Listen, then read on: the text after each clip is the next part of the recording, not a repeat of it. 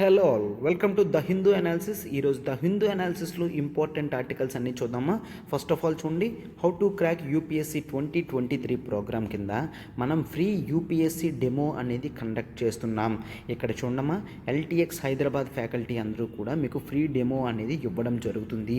Sir ఇప్పుడు Sunday 10th July రోజు, అంటే ఈ సండే 10th జూలై కదమ్మా, మార్నింగ్ 10 AM హైదరాబాద్ మన offline branch near Ramakrishna medical store, నాలా బ్రిడ్జ్ దగ్గర, గాంధీనగర్ అనమాట.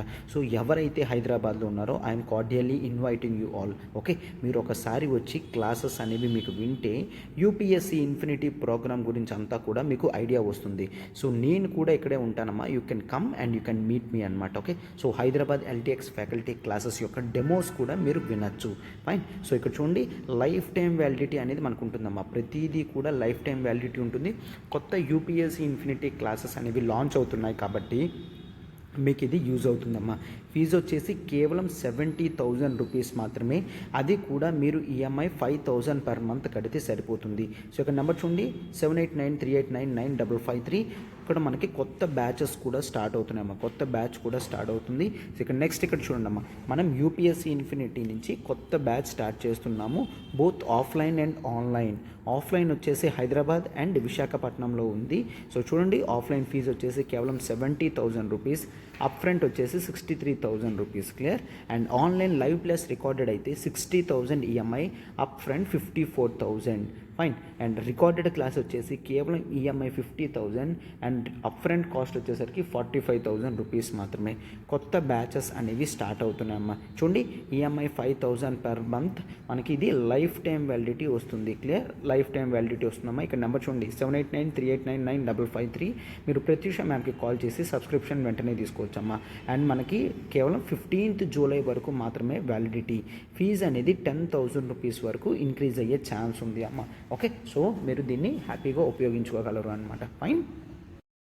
To everyone, welcome to LTX classes. ఈరోజు మనం ద హిందూ అనాలిసిస్ చూద్దాం. డేట్ 08/7/2022 ఆర్టికల్స్ అన్ని డీల్ చేస్తుంది. This is Srinivas. సో ఇంకెందుకమ్మా లేట్, మనం ఆర్టికల్స్లోకి వెళ్దాం. చూడండి, important articles to be explored ఏంటో చూడండమ్మా. First article, in Bali meeting with Wang, Jaishankar raises LAC issues.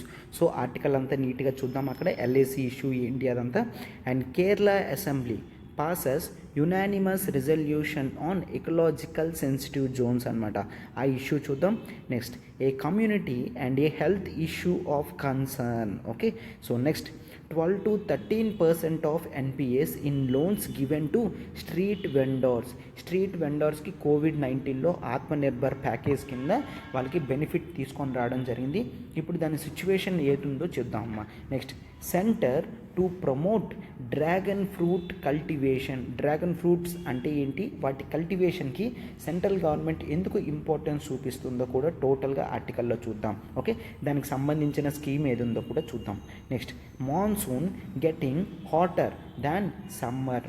Monsoons అనేవి సమ్మర్ కన్నా హాట్ అవుతున్నాయి అంటే యావరేజ్ రైజ్ ఆఫ్ టెంపరేచర్ అనేది డేటా ప్రకారం చూసుకుంటే చాలా ఎక్కువ పెరుగుతుంది అని మనం చూస్తాం. Next, government reserves 80,000 crores for states capex. Capex అంటే క్యాపిటల్ ఎక్స్పెండిచర్. క్లియర్, క్యాపెక్స్ అంటే క్యాపిటల్ ఎక్స్పెండిచర్.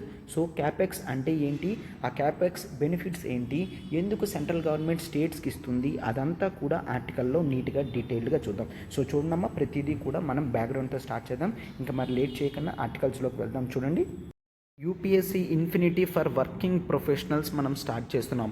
ఎక్స్క్లూజివ్గా వర్కింగ్ ప్రొఫెషనల్స్ వాళ్ళకి మండే టు ఫ్రైడే ఆఫీస్ ఉంటుంది, సాటర్డే సండే మాత్రమే సెలవు ఉంటుంది. కాబట్టి కేవలం వీకెండ్స్లోది మనం బ్యాచ్ అనేది స్టార్ట్ చేస్తున్నాం అమ్మా.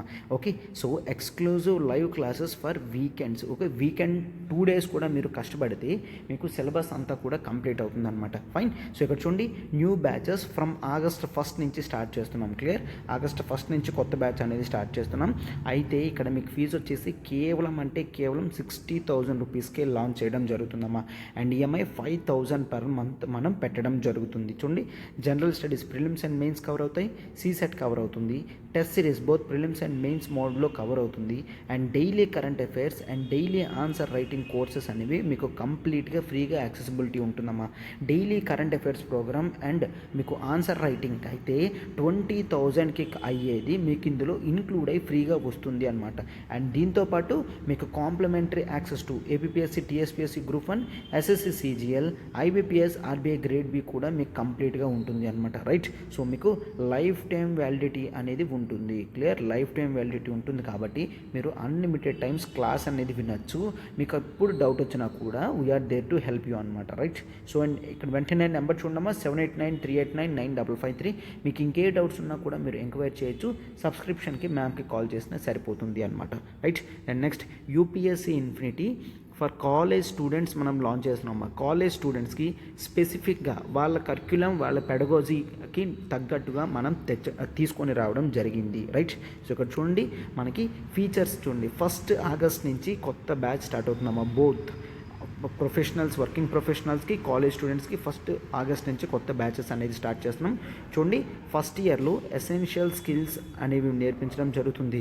Like art of note making కానీ, art of reading newspaper కానీ, ఆర్ట్ ఆఫ్ రివిజన్ కానీ మీకు ఉంటుంది. అండ్ ఆ తర్వాత బేసిక్స్ ఆఫ్ కాన్సెప్ట్స్ కూడా కవర్ అవుతాయమ్మా. లైవ్ ఇంటరాక్టివ్ సెషన్స్ కానీ, అండ్ నెక్స్ట్ టెస్ట్ మాడ్యూల్ కానీ, ఎన్సీఆర్టీస్ అన్నీ కవర్ అవుతాయి. Discussion of important issues like current అఫైర్స్లో ఉన్నవన్నీ కవర్ అవుతాయి.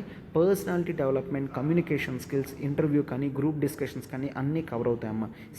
Second year optional plus CSAT cover అవుతుంది. థర్డ్ ఇయర్లో రెగ్యులర్ యూపీఎస్సీ ఇన్ఫినిటీకి మీరు అప్గ్రేడ్ అవుతారనమాట. రైట్, సో మీకు ఇది 3,000 పర్ మంత్ ఇంటూ మీరు 3 ఇయర్స్ కడితే టోటల్ ప్రోగ్రామ్ అనేది కంప్లీట్ అయిపోతుంది అనమాట. Under the guidance of Suresh sir మనం ఈ ప్రోగ్రామ్ అనేది లాంచ్ చేయడం జరిగింది. మీరు హ్యాపీగా డెడికేటెడ్గా క్లాసెస్ అన్నీ కంప్లీట్ చేసుకుంటే మీ బెస్ట్ అటెంప్ట్ అనేది మీరు లాస్ట్ ఇయర్ అండ్ ఆ నెక్స్ట్ ఇయర్లోనే ఇవ్వచ్చు అనమాట. రైట్, సో జాగ్రత్తగా వైజ్గా చూస్ చేసుకొని జాయిన్ అవ్వండి అమ్మా. రైట్, సో ఇక్కడ నెంబర్ చూడండి, 7893899553. ప్రత్యూష మ్యామ్కి కాల్ చేసి ఇంకే ఎంక్వైరీ ఉన్నా మీరు కాల్ చేయొచ్చు. అండ్ సబ్స్క్రిప్షన్కి మ్యామ్కి కాల్ చేసినా సరిపోతుందన్నమాట. ఇదన్నమాట article. In Bali meeting with Wang, Jaishankar raises LAC issues. అయితే ఇప్పుడు మనం చూస్తే రీసెంట్గా Indian foreign minister S Jaishankar garu and Chinese counterpart Wang Yi, okay, Chinese counsellor, state counsellor Wang ఈ, వీళ్ళిద్దరూ కూడా బాలీలో మీట్ అవ్వడం జరిగింది. ఎందుకు సార్ బాలీలో మీట్ అయ్యారంటే ఇప్పుడు ఇద్దరు కూడా G20 ఫారెన్ మినిస్టర్స్ మీటింగ్కి వెళ్ళడం జరిగింది. G20 ఫారెన్ మినిస్టర్స్ మీటింగ్కి. అయితే ఈ G20 ఫారెన్ మినిస్టర్ మీటింగ్ ఎక్కడవుతుంది? ఇండోనేషియా, బాలి అని చెప్పాం కదా, ఇండోనేషియాలో అవుతుంది. అండ్ మీరు ఒక్కసారి గమనిస్తే నెక్స్ట్ ఈ డిసెంబర్ నుంచి ఇండియా అనేది G20 ప్రెసిడెంట్షిప్ తీసుకుంటుంది. కాబట్టి ఖచ్చితంగా మనకి జనరల్గా ఈ బాడీ గురించి చూడడం ఇంపార్టెంట్. అండ్ ఇన్ మెయిన్ జనరల్గా ఈ మీటింగ్లో అసలు ఏం జరిగిందో మెయిన్ మనం చూద్దాం. చూడండమ్మా. సో ఫస్ట్ ఆఫ్ ఆల్ ఇక్కడ చూస్తే మనకి ఎల్ఏసి ఇష్యూస్ అన్నారు. సో ఆ ఎల్ఏసి ఇష్యూస్ అనేవి ఇండియాకి, చైనాకి ఏమున్నాయో చూడండమ్మా. చూడమ్మా, ఫస్ట్ మనం ఎల్ఏసి అని అంటాం. ఎల్ఏసి అంటే line of actual control. Clear, line of actual control అనమాట. అయితే ఇక్కడ చూడండి, ఇక్కడ ఈ ఎల్ఏసిలో మనకి ఈ రెడ్ కలర్ ఏదైతే ఉందో అది ఎల్ఏసి అనమాట. యాక్చువల్లీ అది క్లియర్ కట్గా మనం చూస్తాము. మన యాక్చువల్ బౌండరీ బ్లాక్ కలర్ది ఏదైతే ఉందో అదే ఇండియా యొక్క బౌండరీ. బట్ చైనీస్ వాళ్ళు ఇంతవరకు ఆక్యుపై చేయడం జరిగింది అనమాట. అందుకనే ఆ రెడ్ కలర్ది ఇంటర్నేషనల్ లెవెల్లో కూడా యాక్సెప్టెన్స్ లేదు. క్లియర్, బట్ వాళ్ళు ఉన్నారు కాబట్టి ఉంది. బట్ ఇండియాలో integrated part of Jammu Kashmir over regions అంతా కూడా ఇండియాలో భాగంగానే మనం చూస్తాం. రైట్, సో అయితే వాళ్ళు ఈ రెడ్ కలర్ దాకా ఉన్నారు కాబట్టి వాళ్ళ కంట్రోల్ అనేది ఉంది.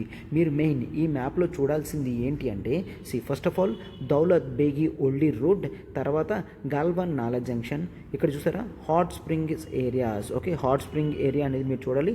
ఆ తర్వాత Pangong so lake. Okay, so Pangong so lake చాలా ఇంపార్టెంట్. దర్బుక్ రీజన్ చాలా ఇంపార్టెంట్ అనమాట. క్లియర్. సో ఈ మ్యాప్ పాయింట్స్ అన్నీ గుర్తున్నాయి కదమ్మా. దౌలత్ బేగి ఓల్డ్, హాట్ స్ప్రింగ్ ఏరియా, తర్వాత మనం దర్బుక్ రీజన్ చూస్తాం, ప్యాంగాంగ్ సో ఏరియా కూడా చూడడం అనేది జరుగుతుంది. రైట్. సో ఇదంతా మీరు మ్యాప్ గుర్తుంచుకున్నారంటే మెయిన్ మనకి ఇష్యూస్ ఎక్కడెక్కడ వస్తున్నాయో కూడా మనకి క్లియర్గా తెలుస్తుంది అనమాట. మనకు ఈ ఎల్ఏసి, ఈ లైన్ ఆఫ్ యాక్చువల్ కంట్రోల్ అనేది మనకి క్లాషెస్ అనేవి గాల్వాన్ వ్యాలీలో వస్తున్నాయి. క్లియర్. సో గాల్వాన్ నాలా జంక్షన్ చూస్తాం కదా, ఆ గాల్వాన్ వ్యాలీ దగ్గర రావడం జరిగింది అని మనం చూస్తాం. అయితే ఈ లైన్ ఆఫ్ యాక్చువల్ కంట్రోల్ ఎప్పుడమ్మా ఫస్ట్ టైం వచ్చింది? ఇది మనకి చైనాతో వార్ అయినప్పుడు 1962లో ఇండియా చైనా వార్ అయ్యింది. India China war. ఆ ఇండియా చైనా వార్ తర్వాత మనకి ఈ ఫస్ట్ టైం ఈ లైన్ ఆఫ్ యాక్చువల్ కంట్రోల్ అనేది డిమార్కేట్ అయ్యింది అనమాట. అంటే చైనీస్ వాళ్ళు అంతవరకు ఆక్యుపై చేసి సీజ్ ఫైర్ అనేది ప్రకటించడం జరిగింది. ఇండియా కూడా సీజ్ ఫైర్ ప్రకటించడం జరిగింది. రైట్. సో ఆ తర్వాత ఇష్యూ అనేది అన్రిజాల్వ్డ్గా అలానే ఉండిపోయింది అని చూస్తాం. క్లియర్. అండ్ అయితే మనకు ఒక్కసారి చూడండి, ఈ ఇష్యూస్ అనేవి చాలా వరకు వెళ్ళడం జరిగింది అనమాట. సో మనం ఎల్ఏసి గురించి కాస్త ఇన్ఫర్మేషన్ చూడండమ్మా.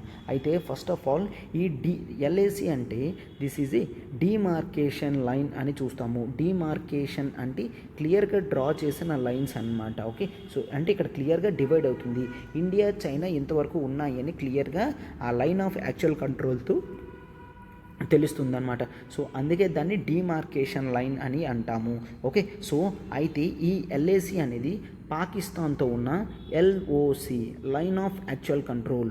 సో ఎల్ఓసి అనేది పాకిస్తాన్తో ఉంటుంది, ఎల్ఏసి అనేది చైనాతో ఉంటుంది అని మనం చూసుకోవాలి. రైట్. సో ఎల్ఓసి అనేది పాకిస్తాన్, ఎల్ఏసి అనేది చైనాతో ఉంటుంది అని మనం జాగ్రత్తగా గుర్తుంచుకోవాలి. ఓకే, సో పాకిస్తాన్తో ఉండేది ఎల్ఓసి, చైనాతో ఉండేది ఎల్ఏసి. ఈ రెండు కూడా చాలా డిఫరెంట్ ఫామ్స్లో సెట్ అయ్యాయి అనమాట. ఓకే, ఎల్ఓసి అనేది మనకి షిమ్లా అగ్రిమెంట్ ఫ్రమ్ పాకిస్తాన్తో అవుతుంది. క్లియర్. అయితే సార్ ఎల్ఏసి ఏ అగ్రిమెంట్తో అయ్యింది? నో, ఎల్ఏసికి ఎటువంటి అగ్రిమెంట్ కూడా లేదు అనమాట. So are you getting? ఇక్కడ చూడండి ఒకసారి, మనకి main LOC line of actual control పాకిస్తాన్తో చూస్తామా, ఇది షిమ్లా అగ్రిమెంట్తో అవ్వడం జరిగింది. షిమ్లా అగ్రిమెంట్. క్లియర్. షిమ్లా అగ్రిమెంట్తో అవుతుంది. అయితే చైనాలో ఉన్న ఎల్ఏసి మాత్రం నో అగ్రిమెంట్. ఎందుకు? నేనేం చెప్పాను, వాళ్ళిద్దరూ కూడా కేవలం సడన్గా సీజ్ ఫైర్, ఓకే, అంటే ఫైరింగ్ అనేది ఆపండి అని మాత్రమే చెప్పడం జరిగింది అనమాట. అట్లాగా ఆపిన తర్వాత ఉన్నదే ఇది అని చూస్తాం. అండ్ ఎల్ఏసిలో ఎటువంటి అగ్రిమెంట్ జరిగిన లైన్స్ కానీ అవేవి కూడా లేవు. అయితే ఎల్ఏసి లెంత్ చూడండి ఎంత ఉంది. ఎల్ఏసి లెంత్కి వచ్చేసరికి మనం ఇండియా 3488 కిలోమీటర్స్ లాంగ్ అని చూస్తాము. అయితే చైనా మాత్రం 2000 మాత్రమే కన్సిడర్ చేస్తుంది. ఎందుకంటే అది మరింత ఎక్కువపై ఏరియా ఆక్యుపై చేసి దాన్ని కట్ చేయడం జరిగింది అనమాట. క్లియర్. సో ఎక్కువ బౌండరీస్ డిస్ప్యూట్స్ ఏమీ లేదు, కేవలం ఒకటి మాత్రమే డిస్ప్యూట్స్ ఉన్నాయి అని క్లియర్గా చెప్పడం జరిగిందనమాట. క్లియర్. సో ఈ రీజన్స్ అన్నీ కూడా చాలా ఇంపార్టెంట్గా చూస్తాం. ఫైన్. సో అయితే ఒకసారి చూడండి. బట్ ఈ ఎల్ఏసి మీద చూసారు కదమ్మా, మనకి క్లియర్ కట్గా డిసగ్రిమెంట్స్ అనేవి ఉన్నాయి. ఓకే, సో ఆ డిసగ్రిమెంట్స్ ఏంటో చూడండమ్మా. ఫస్ట్ ఆఫ్ ఆల్ ఇండియా ఏం చెప్తుంది, ఎల్ఏసి అనేది ఉన్నప్పటికీ కూడా టోటల్ బౌండరీ అనేది క్లియర్గా చూస్తే బౌండరీ అనేది చాలా క్లియర్గా ఇండియాలో ఉన్న సర్వే ఆఫ్ ఇండియా ఏదైతే రిలీజ్ చేస్తుందో అదే ఫైనల్ బౌండరీ అని చెప్పడం జరిగింది. ఆ సర్వే ఆఫ్ ఇండియాలోని ఫైనల్గా మనకి అక్సై చిన్ అనేది ఉన్నది. అక్సై చిన్. ఓకే, అంటే ఎల్ఏసి రీజన్లో ఉన్నది కూడా ఇండియాలో భాగం. బట్ అయితే చైనీస్ వెర్షన్ మీరు ఒకవేళ చూస్తే చైనా వాళ్ళు ఏం చెప్తున్నారు, నో, అయితే ఎల్ఏసి అనేది ఈస్టర్న్ సెక్టర్ ఏదైతే ఉంది అది మాది. అండ్ ఎంటైర్ అరుణాచల్ ప్రదేశ్ దీన్ని సౌత్ టిబెట్గా వాళ్ళు పరిగణిస్తున్నారు. South Tibet. Okay, but Arunachal Pradesh is part and parcel of India కదా. సో ఈ విధంగా చూస్తాము. సార్ అయితే బోర్డర్ నెగోషియేషన్స్ ఏమీ అవ్వలేదా అంటే నో, బోర్డర్ నెగోషియేషన్స్ అనేవి ఆల్రెడీ ఎప్పుడో స్టార్ట్ అయ్యాయి. ఒక్కసారి చూడమ్మా, మీరు కేర్ఫుల్గా బోర్డర్ ఇష్యూస్ అనేవి చూసుకుంటే నెగోషియేషన్స్ అంటే ఇద్దరు కూడా కూర్చొని సాల్వ్ చేసుకునేది ఫస్ట్ టైం మనం 2003లో చూస్తామమ్మా. 2003లో ప్రైమ్ మినిస్టర్ ఆఫ్ ఇండియా, అప్పటి ప్రైమ్ మినిస్టర్ ఆఫ్ ఇండియా చైనాకి విజిట్ చేయడం జరిగింది. ఈ ఇష్యూస్ అనేవి ఇమీడియట్ బేసిస్లో మనం సాల్వ్ చేసుకోవడం మంచిది అని చెప్పడం జరిగిందనమాట. అండ్ ఆ తర్వాత 2005లో స్పెసిఫిక్ బార్డర్ ఇష్యూస్ మాట్లాడుకోవడానికి స్పెషల్ రిప్రజెంటేటివ్స్ను కూడా పెట్టడం జరిగింది. Special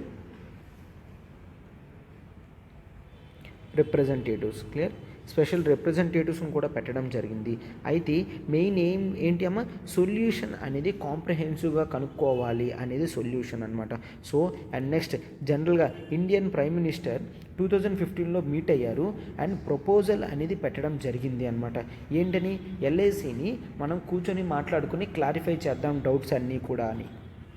clear. అండ్ ఆ తర్వాత మెయిన్లీ 2018లో వుహాన్ అగ్రిమెంట్ అనేది జరిగింది. క్లియర్. అండ్ దిస్ ఈజ్ ఒక ఇన్ఫార్మల్ అగ్రిమెంట్ అనమాట, చాలా సక్సెస్ఫుల్గా జరిగింది అని చూస్తాము. అండ్ ఆ తర్వాత 2019లో Mahabalipuram, okay, first one Wuhan అంటే చైనాలో, తర్వాత మహాబలిపురం ఇన్ తమిళనాడులో జరగడం జరిగింది. అవునా, మహాబలిపురం. క్లియర్. సో ఆ మహాబలిపురం ఆర్ మమలాపురం 2019లో అవ్వడం జరిగింది అనమాట. అండ్ ఆ తర్వాత ఇద్దరు కూడా peace and tranquility in the border ఏరియాస్ని ఎన్ష్యూర్ చేస్తాము అని పెట్టడం జరిగింది. క్లియర్. సో అయితే మీరు మెయిన్ అక్కడ చూడాల్సింది one of the important areas ఏదైతే అంటే ప్యాంగాంగ్సో లేక్ అనమాట. ప్యాంగాంగ్సో లేక్, ఆ లేక్ నుంచి మనకి లాస్ట్ ఇయర్ గాల్వాన్ ఇష్యూస్ కూడా అవ్వడం జరిగింది. అవునా. సో ఎంటైర్ గాల్వాన్ ఇష్యూ కానీ ఈ రీజన్ కానీ అంతా దీనిదే ఇష్యూ అని చూస్తాము. ఫైన్. సో ఈ విధంగా ఇండియాకి చైనాకి బార్డర్ క్లాషెస్ అనేవి ఉన్నాయి. అవునా. సో బార్డర్ క్లాషెస్ అనేవి ఉన్నాయి, అవన్నీ కూడా సాల్వ్ అవ్వాలి అని చెప్పేసి ప్రతి ఒక్కరు కూడా చూస్తున్నారు. రైట్. సో అయితే ఇప్పుడు ఇక్కడ రీసెంట్గా చూస్తే ఏం జరుగుతుందో చూడండి. ఫస్ట్ టైం తర్వాత చాలా రోజుల తర్వాత మన foreign minister and Chinese counter part కూడా మీట్ అవ్వడం జరిగింది, స్టేట్ కౌన్సిలర్. సో వీళ్ళిద్దరూ కూడా G20 సైడ్ లైన్స్లో మీట్ అవ్వడం జరిగింది. G20 మీటింగ్ అని పిలిచినప్పటికీ కూడా ఈ టూ కంట్రీస్ స్పెషల్గా మీట్ అవ్వడం జరిగింది. మీటింగ్లో ఎటువంటి ఇష్యూస్ తాలేదు, కానీ మీటింగ్ అయిన తర్వాత ఇష్యూస్ అనేవి వీళ్ళు తీసుకొని రావడం జరిగింది అనమాట. ఓకే. సో అయితే ఇక్కడ చూడండి, LACలో ఉన్న ఇష్యూస్ అన్నీ కూడా క్లియర్ అవుట్ చేయమని మన ఎక్స్టర్నల్ అఫైర్స్ మినిస్ట్రీ వాళ్ళు చెప్పడం జరిగింది అనమాట. లాస్ట్ ఇయర్ LACలో ఏదైతే జరిగిందో, అక్కడ జరిగిన ఈస్టర్న్ సెక్టర్ ఆఫ్ లద్దాఖ్లో ఏదైతే జరిగిందో టోటల్గా క్లియర్ అవుట్ చేయండి అని చెప్పడం జరిగింది అనమాట. ఫైన్. అయితే మనం ఇక్కడ ఏం చూస్తాం, కొన్ని డిస్ఎంగేజ్మెంట్ కూడా చూస్తాము కొన్ని ఏరియాస్లో. క్లియర్. అండ్ ఆ తర్వాత జనరల్గా యాక్ట్లో మాత్రం ఏం చెప్పడం జరిగింది, రీస్టోర్ పీస్ అండ్ ట్రాంక్విలిటీ అని మాత్రమే ఉంది. రైట్. సో అయితే వాటిని వెంటనే సాల్వ్ చేయాలి అని చెప్పి మినిస్ట్రీ ఆఫ్ ఎక్స్టర్నల్ అఫైర్స్ చెప్తున్నారు. ఎందుకంటే మీరు కొంతవరకు కూడా ఇండియాలోకి రావడం జరిగింది, ఈ లైన్ ఆఫ్ యాక్చువల్ కంట్రోల్ని కొంతవరకు బ్రీచ్ చేయడం జరిగింది. అండ్ అలా చేసుకుంటూ పోతే మాకు ఇండియాలో ఉన్న ఏరియా అనేది తగ్గిపోతుంది. అవునా. సో బ్రీచ్ చేసుకొని వెళ్తూ ఉంటే ప్రాబ్లం కదా, అందుకనే ఇద్దరం కూర్చుందాము, క్లియర్ అవుట్ చేసుకుందాం ఏరియాస్ అన్నీ కూడా పెట్టుకున్నారనమాట. And mainly the reasons of Chushul, clear, Chushul Moldo border point. Clear. And ఈ పాయింట్స్ అన్నీ కూడా పాకిస్తాన్తోని ఆఫ్ఘనిస్తాన్తోని టచ్ అవ్వడానికి యూజ్ అవుతాయి. అండ్ ఈ చుషుల్ మోల్దో రీజియన్ అనేది మనం జనరల్గా చూస్తే చైనీస్ కంట్రోల్లో ఉన్న రీజియన్స్ అనమాట. ఫైన్. సో చుషుల్ వ్యాలీ ఇవన్నీ కూడా ఇండియాలో ఉంటాయి, ఇండియా చైనా లింక్లో ఉంటాయి అనమాట. వెస్ట్ సైడ్ మనం చూస్తే వెస్ట్ సైడ్ చూస్తే పాకిస్తాన్తో LOC అనేది మనకి ఉంటుంది. రైట్. సో అందుకనే చైనీస్ వాళ్ళు ఏం పెట్టారు అంటే కోఆపరేషన్ అండ్ కాంపిటీషన్ అనేది, కోఆర్డినేషన్ అనేది ఉంటే చాలా మంచిది.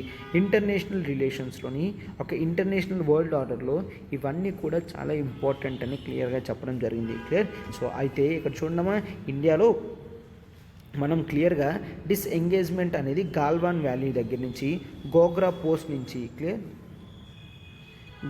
గాల్వాన్ వ్యాలీ నుంచి కానీ గోగ్రా పోస్ట్ కానీ అండ్ ఆ తర్వాత ప్యాంగాంగ్ నార్త్ కానీ,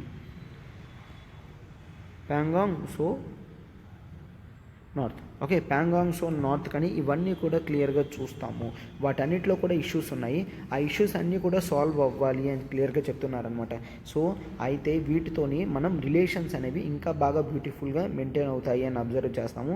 అండ్ ఆ తర్వాత ఎక్స్టర్నల్ అఫైర్స్ మినిస్ట్రీ వాళ్ళు క్లియర్గా చెప్పడం జరిగిందనమాట, ఇండియా చైనా రిలేషన్ అనేది త్రూ మ్యూచువల్ ఇంట్రెస్ట్తోని, మ్యూచువల్ రెస్పెక్ట్తోని, మ్యూచువల్ సెన్సిటివిటీతో ఉంటే మాత్రమే అవి సక్సెస్ అవుతాయి, లేదంటే సక్సెస్ అవ్వదు అని ఇండియా నుంచి ఉన్న ఎక్స్టర్నల్ అఫేర్స్ మినిస్ట్రీ గారు చెప్పడం జరిగిందమ్మా. ఏంటని? ఇండియాతో మ్యూచువల్ రెస్పెక్ట్ కానీ సెన్సిటివిటీ కానీ ఓకే సెన్సిటివిటీ కానీ అండ్ ఆ తర్వాత చూడండి మ్యూచువల్ ఇంట్రెస్ట్ కానీ ఇవన్నీ కూడా చాలా ఇంపార్టెంట్ అని చూస్తూ ఉంటాం. మ్యూచువల్ రెస్పెక్ట్ కానీ సెన్సిటివిటీ కానీ ఇంట్రెస్ట్ కానీ అన్నీ కూడా చాలా ఇంపార్టెంట్గా మనం చూడడం అనేది జరుగుతుంది. Okay, so this is all about the article అనమాట. బ్యాక్గ్రౌండ్ చూసాం, అసలు ఎల్ఏసి చూసాం, అదంతా చూసాం అండ్ ఆ తర్వాత ప్రజెంట్ ఆర్టికల్లో ఏముందో చూసాము అండ్ కాంటెక్స్ట్ ఏ విధంగా ఉంటుందో కూడా చూసాం. రైట్, సో ఇదంతా ఆర్టికల్ అమ్మ. ఇప్పుడు మనం ఇంపార్టెంట్ నెక్స్ట్ ఆర్టికల్కి వెళ్ళబోతున్నాం. చూడండి మన నెక్స్ట్ ఆర్టికల్ చూడమ్మా. Kerala assembly passes a unanimous resolution on eco sensitive zones. ఈఎస్జెడ్స్ అని ఇచ్చాడు కదమ్మా, అంటే ఎకలాజికల్ సెన్సిటివ్ జోన్స్ అనమాట. ఈ జోన్స్ ఎక్కడ మనకి ఇంపార్టెంట్ ఆర్టికల్, ఇది మనకి GS2 పాలిటీలో కూడా important. Okay, eco sensitive zones అంటే GS3 మాత్రమే అనుకుంటారు, ఇక్కడ ఇది GS2 and GS3 both polity and environmental related article. Polity related ఎందుకంటే ఇక్కడ మనకి సెంటర్ అండ్ స్టేట్ మధ్యన ఇష్యూస్ ఏ విధంగా సుప్రీంకోర్టు వల్ల వచ్చిందో మనం చూస్తాము. Right, so first of all అసలు ఏమైందో చూద్దాం. చూడండమ్మా, 2022న మనకి సుప్రీంకోర్టు గైడ్ లైన్స్ ఇవ్వడం జరిగింది. దేనికి? In declaring eco sensitive zones. Eco sensitive జోన్స్ని డిక్లేర్ చేయడం జరిగింది. మనకి ప్రొటెక్టెడ్ ఏరియాస్ అని ఉంటాయమ్మా. క్లియర్? ప్రొటెక్టెడ్ ఏరియాస్ పేర్లో ఉంది కదా ప్రొటెక్షన్ అని. ఇక్కడ ఉన్న యానిమల్స్కి అండ్ అక్కడ ఉన్న ప్లాంట్స్కి అన్నిటికీ ప్రొటెక్షన్ వచ్చేటట్టు ప్రొటెక్టెడ్ ఏరియాస్ని మనం ఫారెస్ట్ని డివైడ్ చేయడం జరిగింది. ఏ విధంగా? నేషనల్ పార్క్స్ కింద, వైల్డ్ లైఫ్ శాంక్చురీస్ కింద. సో వీటిని ప్రొటెక్టెడ్ ఏరియాస్ అంటాం. National parks and wildlife sanctuaries అని అంటాము. వీటిని ప్రొటెక్టెడ్ ఏరియాస్ కింద డివైడ్ చేయడం జరిగింది. అయితే ఈ national parks and wildlife sanctuaries supreme court national parks and wildlife sanctuaries చుట్టూ అట్లీస్ట్ ఒక 1 కిలోమీటర్ బార్డర్లో టోటల్గా వాటిని ఈకో సెన్సిటివ్ జోన్స్ అన్నది. ఫర్ ఎగ్జాంపుల్ ఇది 1 కిలోమీటర్ బార్డర్ అనుకున్నామా, 1 kilometre border and wildlife sanctuaries కూడా ఓకే. సో 1 కిలోమీటర్ బార్డర్ అనమాట. 1 కిలోమీటర్ బార్డర్ చుట్టూ ఇవి ఉండడం జరుగుతుంది. క్లియర్? ఈ 1 కిలోమీటర్ బార్డర్ని ఈకో సెన్సిటివ్ జోన్స్గా పెట్టమని సుప్రీంకోర్టు స్టేట్స్కి అన్నిటికీ డైరెక్టివ్స్ ఇవ్వడం జరిగింది అనమాట. రైట్, సో అండ్ నెక్స్ట్ జనరల్గా ఇంకేం చూస్తాము అయితే, సార్ ఫస్ట్ టైం సుప్రీంకోర్టు పెట్టిందా అంటే నో, ఫస్ట్ టైం సుప్రీంకోర్టు పెట్టలేదు. మనకి ముందే వీటి గురించి ఉన్నది. ఎప్పుడు? 2011లోనే సెంట్రల్ గవర్నమెంట్ నోటిఫికేషన్స్లో రిలీజ్ చేయడం జరిగింది. ఏంటి? ఈకో సెన్సిటివ్ జోన్స్ అనేవి 10 కిలోమీటర్స్ వరకు పెట్టుకోవచ్చు అని. ఓకేనా? బట్ సుప్రీంకోర్టు ఫస్ట్ టైం సిన్సియర్గా పెట్టడం జరిగింది. అయితే ఈ ఈకో సెన్సిటివ్ జోన్స్ అంటే ఏంటో చూద్దాం. చూడండమ్మా, ఈకో సెన్సిటివ్ జోన్స్ అంటే ఏంటో చూడమ్మా. ఈకో సెన్సిటివ్ జోన్స్ని స్టేట్స్ డిక్లేర్ చేయగలవి అని చెప్తుంది అనమాట సెంట్రల్ గవర్నమెంట్. ఓకే, సో 2011లో సుప్రీంకోర్టుకి ఓకే సెంట్రల్ గవర్నమెంట్ మనకి గైడ్ లైన్స్ ఇవ్వడం జరిగింది. ఆ గైడ్ లైన్స్లో states can declare eco sensitive zones up to 10 kilometre boundaries of national parks and wildlife sanctuaries చుట్టూ ఈకో సెన్సిటివ్ జోన్స్ అని పెట్టడం జరిగింది. ఓకే, బట్ అయితే ఇక్కడ ఈకో సెన్సిటివ్ జోన్స్ అన్న రిఫరెన్స్ అనేది ఎక్కడా కూడా ఇవ్వలేదన్నమాట. క్లియర్? అండ్ స్టేట్స్కి ఈ పవర్ సెంట్రల్ గవర్నమెంట్ ఎక్కడి నుంచి ఇచ్చిందమ్మా? Environmental protection act. Environmental protection act 1986 నుంచి ఇవ్వడం జరిగింది. బట్ క్లియర్గా చూస్తే ఈ ఎన్విరాన్మెంటల్ ఈకో సెన్సిటివ్ జోన్స్ అనేది ఈవెన్ ఈ యాక్ట్లో కూడా మెన్షన్ చేయలేదు. క్లియర్? అయితే దీని పర్పస్ ఏంటి? అసలు దీన్ని ఎందుకమ్మా తీసుకొచ్చారు? దీని మెయిన్ పర్పస్ ఏంటి అంటే ఫారెస్ట్ మెయిన్ నేషనల్ పార్క్స్ కానీ వైల్డ్ లైఫ్ శాంక్చురీస్ కానీ ప్రొటెక్షన్ చేయడానికి కదా అవి. సో ఈ ఈకో సెన్సిటివ్ జోన్స్ ఎప్పుడైతే పెడతామో అవి షాక్ అబ్జార్బర్స్ కింద వర్క్ అవుతాయి అని. క్లియర్? షాక్ అబ్జార్బర్స్ కింద వర్క్ అవుతాయి అన్న ఉద్దేశంతో పెట్టడం జరిగిందనమాట. ఈ ఈకో సెన్సిటివ్ జోన్స్ అనేవి మనకి ట్రాన్సిషన్ జోన్స్గా, ఓకే, అంటే హ్యూమన్ హ్యాబిటాట్ నుంచి ఫుల్ వైల్డ్ లైఫ్లోకి వెళ్ళే ముందు ఒక ట్రాన్సిషన్ జోన్గా వర్క్ అవుతాయి. క్లియర్? అయితే ఇది హై ప్రొటెక్షన్కి లో ప్రొటెక్షన్కి మధ్యలో ఉంటుంది కాబట్టి ఒక మీడియం జోన్లా మనకి తెలుస్తుంది అని చెప్పడం జరిగిందనమాట. అయితే ఇక్కడ ఏ ప్రొహిబిటెడ్ యాక్టివిటీస్ అనేవి చాలా ఎక్కువ ఉంటాయి. ఏ యాక్టివిటీస్ అయినా ఇన్ జనరల్గా ప్రొహిబిట్ చేయడం జరుగుతుంది. సో అప్పుడే కదమ్మా దాన్ని ఈకో సెన్సిటివ్ జోన్స్ అని అంటాము. అంటే అక్కడ ఎటువంటి కమర్షియల్ మైనింగ్ కానీ, ఎటువంటి మిల్స్ ఎస్టాబ్లిష్మెంట్ కానీ, ఎటువంటి ఇండస్ట్రీస్ కాజింగ్ పొల్యూషన్స్ కానీ, ఎటువంటి ఎలక్ట్రిక్ ప్రాజెక్ట్స్ కానీ అవేవి కూడా క్రియేట్ చేయకూడదు అని చెప్తున్నారనమాట. బట్ కావాలంటే కొన్ని రెగ్యులేటెడ్ యాక్టివిటీస్ అనేవి చెయ్యగలరు. సో ఆ రెగ్యులేటెడ్ యాక్టివిటీస్ ఏంటో చూడనమ్మా. రెగ్యులేటెడ్ యాక్టివిటీస్ అంటే ఇవి కంప్లీట్ పర్మిషన్ అని కాదు, కాస్త రెగ్యులేషన్స్తో వీటిని అలౌ చేస్తారు. Regulated activities. ఆ రెగ్యులేటెడ్ యాక్టివిటీస్ ఏంటి అంటే కావాలంటే ట్రీస్ని ఫెల్ చేయొచ్చు. ఓకే, ట్రీస్ని ఫెల్ చేయొచ్చు అంటే ట్రీస్ కటింగ్ చేయొచ్చు అనమాట. అండ్ కావాలంటే హోటల్స్ కానీ, resorts and commercial usage of natural water, అక్కడి నుంచి న్యాచురల్ వాటర్ని డైరెక్ట్గా పట్టుకొని సేల్ చేయొచ్చు అనమాట. క్లియర్? అండ్ ఆ తర్వాత ఎలక్ట్రిక్ కేబుల్స్ కానీ వీటన్నిటినీ కూడా యూస్ చెయ్యొచ్చు అని చెప్తున్నారనమాట. అయితే ఇన్ జనరల్గా రెగ్యులర్గా కూడా యాక్సెప్ట్ చేసే యాక్టివిటీస్ చూడండి కంప్లీట్ పెర్మిటెడ్ యాక్టివిటీస్ అనమాట. అంటే గవర్నమెంట్ పర్మిషన్ కూడా తీసుకోకుండా పెర్మిట్ చేసుకునే యాక్టివిటీస్ ఏంటి అంటే రెయిన్ వాటర్ హార్వెస్టింగ్. క్లియర్? ఇటువంటి న్యాచురల్వి రెయిన్ వాటర్ హార్వెస్టింగ్ అంటే రెయిన్ వాటర్ని స్టోర్ చేసుకోవడానికి కావాల్సిన మెథడ్స్ కానీ, అండ్ హార్టికల్చరల్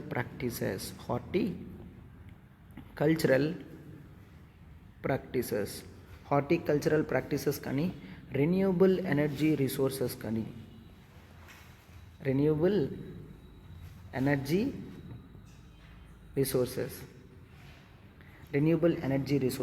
వీటన్నిటికీ కూడా కంప్లీట్ పర్మిషన్ అనేది ఉంటుంది అని చూస్తామన్నమాట. క్లియర్? సో ఈ విధంగా ఈ ఈకో సెన్సిటివ్ జోన్స్ అనేవి పెట్టడం జరిగింది. అయితే ఇప్పుడు ఆర్టికల్ జనరల్గా ఏం చెప్తుంది? సుప్రీంకోర్టు క్లియర్గా చెప్పింది అనమాట. సో ఈ ఈకో సెన్సిటివ్ జోన్స్ అనేవి 1 కిలోమీటర్ ఏరియాలో ఉండాలి అని పెట్టడం జరిగింది అనమాట. రైట్? సో అయితే ఇప్పుడు కేరళ గవర్నమెంట్ ఏం చేసిందో చూడండమ్మా. కేరళ అసెంబ్లీ రీసెంట్గా ఒక రిజల్యూషన్ అనేది పాస్ చేయడం జరిగింది ఈకో సెన్సిటివ్ జోన్స్ మీద. ఓకే, ఒక రిజల్యూషన్ పాస్ చేయడం జరిగింది. సో దీంట్లో జనరల్గా ఏం చూస్తాము, వాటిలో వాళ్ళు అడగడం జరిగిందనమాట. ఈ 1 కిలోమీటర్ ఖచ్చితంగా ఉంచాలి అన్న సుప్రీంకోర్టు డైరెక్టివ్ ఏదైతే ఉందో మాకు దాని నుంచి మినహాయింపు ఇవ్వండి అని సెంటర్ చెప్తుంది అనమాట. సార్ సెంటర్ ఇస్తే ఇప్పుడు సుప్రీంకోర్టు చెప్పింది చేయవసరం లేదా అంటే, మనం పాలిటీలో జనరల్గా చూసుకుంటే వాటి నుంచి ఎగ్జంప్షన్ ఏమైనా కావాలి అనుకుంటే ప్రెసిడెంట్ పర్మిషన్ తీసుకున్నాము అంటే, ప్రెసిడెంట్ ఒకవేళ ఈ యాక్ట్ని అసెంట్ చేశారు అంటే అప్పుడు కాస్త వరకు మినహాయింపు ఉంటుంది అనమాట.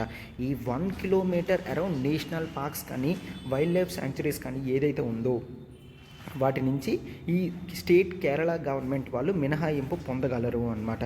క్లియర్? అయితే ఇక్కడ చూడండి మనకి కేరళ వాళ్ళు ఏం చెప్తున్నారు అంటే, సో కేరళకి సార్ ఎందుకు వీటికి స్పెషల్గా ఇవ్వాలి అని చూస్తే total 30% of land geographical area ఏదైతే ఉందో టోటల్ స్టేట్ అంతా కూడా ఫారెస్ట్సే ఉంటాయి. సో మేము ఉన్న ప్రతి ఫారెస్ట్ చుట్టూ 1 కిలోమీటర్ బౌండరీ వదిలేయాలి అనుకుంటే ఇప్పుడు రైజ్ అవుతున్న పాపులేషన్ వాళ్ళకి హ్యాబిటేషన్ కష్టం అవుతుంది కదా. అండ్ వెస్టర్న్ ఘాట్స్ స్ప్రెడ్ అంతా కూడా టోటల్ కేరళలో 48% ఆఫ్ టోటల్ ఏరియా అంతా కూడా వెస్టర్న్ ఘాట్స్ ఉంది. సో ఓవరాల్గా చూసుకుంటే ఇప్పుడు మాకు నార్మల్గా రోడ్స్ కానీ కాంక్రీట్ ఏరియా ఉన్నదంతా కూడా చాలా తక్కువ ఉన్నది కాబట్టి ఇంకా మాకు ఓవర్ పాపులేషన్ అనేది పెరిగిపోతుంది, డెన్సిటీ అనేది మరింత పెరిగిపోతుంది అన్నమాట. క్లియర్? మా స్టేట్లో వెట్లాండ్స్ కూడా ఉన్నాయి అండ్ ఆల్రెడీ ఇప్పటికే 900 persons per square kilometer డెన్సిటీతో మేము ఉన్నాము. 900 persons per kilometre square per square కిలోమీటర్తో మనకి ఈ ఏరియా కూడా టోటల్గా ఉంది అని చూస్తాం. సో ఈ స్పేస్ హ్యాబిటేషన్ కానీ ఇదంతా కూడా పెరిగిపోతుంది. సో మాకు స్టేట్ కేరళ అంతా కూడా ఈ జోన్స్ అనేవి ఎక్కువ ఉన్నాయి కాబట్టి మాకు సపరేట్ ఎగ్జామ్షన్ కావాలి అని స్టేట్ గవర్నమెంట్ వాళ్ళు అసెంబ్లీలో రిజల్యూషన్ అనేది పాస్ చేయడం జరిగింది. ఇప్పుడు అది సెంటర్కి పంపించడం జరిగింది. సెంట్రల్ గవర్నమెంట్ ప్రెసిడెంట్కి చెప్తే ప్రెసిడెంట్ అసెంట్ చేశారు అంటే అప్పుడు ఆ 1 కిలోమీటర్ ఏరియా ఏదైతే సుప్రీంకోర్టు చెప్పిందో ఆ గైడ్ లైన్స్ అనేవి కేరళ గవర్నమెంట్ మరి ఫాలో అవసరం లేదనమాట. ఎప్పుడూ కూడా సుప్రీంకోర్టు ఓవరాల్గా గైడ్ లైన్స్ అనేవి ఇస్తుంటుంది. బట్ స్టేట్కి తగ్గట్టుగా తీసుకుంటేనే అది మనకి లాంగ్ టర్మ్ బెనిఫిట్ ఉంటుంది అనమాట. రైట్. సో అందుకని ఈ విధంగా వాళ్ళు చేయడం జరిగింది. క్లియర్. ఇప్పుడు మనం నెక్స్ట్ ఆర్టికల్కి వెళ్తున్నాం. చూడండమ్మా. మనం అల్టిమేట్ కరెంట్ అఫైర్స్ ప్రోగ్రామ్ అనేది లాంచ్ చేయడం జరుగుతుంది. Ultimate current affairs programme for UPSC అనమాట. బోత్ ప్రిలిమ్స్ ప్లస్ మెయిన్కి మోడ్యూల్గా ఉండేటట్టు డిజైన్ చేయడం జరుగుతుంది. So this would act as one stop solution. Clear. One stop solution for your current affairs అనమాట. ప్రిలిమ్స్ ప్లస్ మెయిన్స్ కవర్ అయ్యేటట్టు డిజైన్ చేయడం జరుగుతుంది. MCQs from the Hindu, Indian Express, PIB down to earth live meet చేయడం జరుగుతుంది. యోజన కురుక్షేత్ర కూడా మీకు క్లియర్గా explanation చేయడం జరుగుతుంది. మంత్లీ కంపైలేషన్ పీడిఎఫ్స్ ఇవ్వడం జరుగుతుంది. వీక్లీ క్విజెస్ కానీ, మంత్లీ గ్రాండ్ టెస్ట్ కానీ, రివిజన్ సిరీస్ బిఫోర్ ప్రిలిమ్స్ కానీ ఇవన్నీ కవర్ అయ్యేటట్టు వచ్చే కరెంట్ అఫైర్స్ ప్రోగ్రామ్ కేవలం మీకు 10,000 రూపీస్కే లైఫ్ టైం వ్యాలిడిటీ వస్తుందమ్మా. కేవలం మీకు లైఫ్ టైం వ్యాలిడిటీతో అది వస్తుంది. నెంబర్ చూడండి 7893899553. మీరు ప్రత్యూష మ్యామ్కి కాల్ చేయొచ్చు. వెంటనే సబ్స్క్రిప్షన్ చేసుకోండి అమ్మా. అండ్ ఇక్కడ చూడండి ఆన్సర్ రైటింగ్ ప్రోగ్రామ్ అనేది మనం లాంచ్ చేయడం జరిగింది. క్లియర్. అండ్ మీరు ఇప్పుడు ఖచ్చితంగా కరెంట్ అఫైర్స్తో పాటు అల్టిమేట్ ఆన్సర్ రైటింగ్ కోర్స్ అనేది కూడా మీకు ఉపయోగపడుతుంది అనమాట. ఇక్కడ మనం స్టాటిక్ ప్లస్ డైనమిక్ కవర్ చేస్తాం. 1250 మార్క్స్వి కవర్ అయ్యేటట్టు మీకు ఉంటుంది. Essay plus 1 to 4 GS cover అవుతాయి. And daily answer writing corrections and feedbacks ఉంటాయమ్మా. And dynamic parts from editorials కానీ యోజన కురుక్షేత్ర ఉంటాయి. ఇక్కడ చూడండి టెస్ట్ సిరీస్ అండ్ డిస్కషన్స్ అనేవి మీకు ఉంటాయి అనమాట. మెయిన్లీ ఆన్లైన్ ఫీజు వచ్చేసి 10,000, ఆఫ్లైన్ మనకి కేవలం హైదరాబాద్లో ఉంటుంది. ఫీజు వచ్చేసి 15,000 అమ్మా. లైఫ్ టైం వ్యాలిడిటీ ఉంటుంది. అండ్ ఇక్కడ నెంబర్ చూడండి 7893899553. ఇక్కడ మీకు చూడమ్మా అల్టిమేట్ కరెంట్ అఫైర్స్ ప్రోగ్రామ్ కేవలం మీకు ఇది 10,000 అండ్ ఆన్సర్ రైటింగ్ ఫీజ్ 10,000. టోటల్గా రెండు కలిపి కాంబోలో మీకు 15,000కే వస్తుంది. అండ్ నెక్స్ట్ ఇది 10,000 ప్లస్ ఇది ఆఫ్లైన్ హైదరాబాద్ తీసుకుంటే మెయిన్స్ ఆన్సర్ రైటింగ్, బట్ రెండు కలిపి మీకు 20Kకే ఇవ్వడం జరుగుతుంది. సో కాంబోలో ఉన్నప్పుడు మీరు తీసుకోవడమే మీకు మంచి చాయిస్ అమ్మ. ఎట్లా అంటే మీకు ఎగ్జామ్లో కూడా ఖచ్చితంగా ఈ రెండు అవసరం కన్ఫామ్ కాబట్టి మనం వీటి మీదే ఫోకస్ అంతా కూడా పెట్టాలి అనమాట. రైట్. సో అందుకనే. అండ్ ఇప్పుడు చూడమ్మా మన నెక్స్ట్ ఆర్టికల్ చూడమ్మా. A community and a health issue of concern. Okay. So ఇక్కడ ఒక కమ్యూనిటీ గురించి మాట్లాడుతున్నారు అండ్ వాళ్ళ హెల్త్ ఇష్యూస్ గురించి మాట్లాడుతున్నారు. ఈ ఆర్టికల్ మనకి GS1 సొసైటీలో ఇంపార్టెంట్ అండ్ GS2 సోషల్ జస్టిస్లో important. Society and GS2 social జస్టిస్లో ఇంపార్టెంట్ అనమాట. అయితే ఇక్కడ ఆథర్ ఏ కమ్యూనిటీ గురించి మాట్లాడుతున్నారు అండ్ వాళ్ళ హెల్త్ ఇష్యూస్ ఏంటో చూడండమ్మా. ఆ కమ్యూనిటీ ఏంటో చూడండమ్మా. ఆ కమ్యూనిటీ LGBTQ+ కమ్యూనిటీ. క్లియర్. ఆ కమ్యూనిటీ LGBTQ+ కమ్యూనిటీ అంటాం. సరే LGBTQ అంటే ఏంటి? LGBTQ అంటే లెస్బియన్స్, గేస్, బైసెక్షువల్స్, ట్రాన్స్జెండర్స్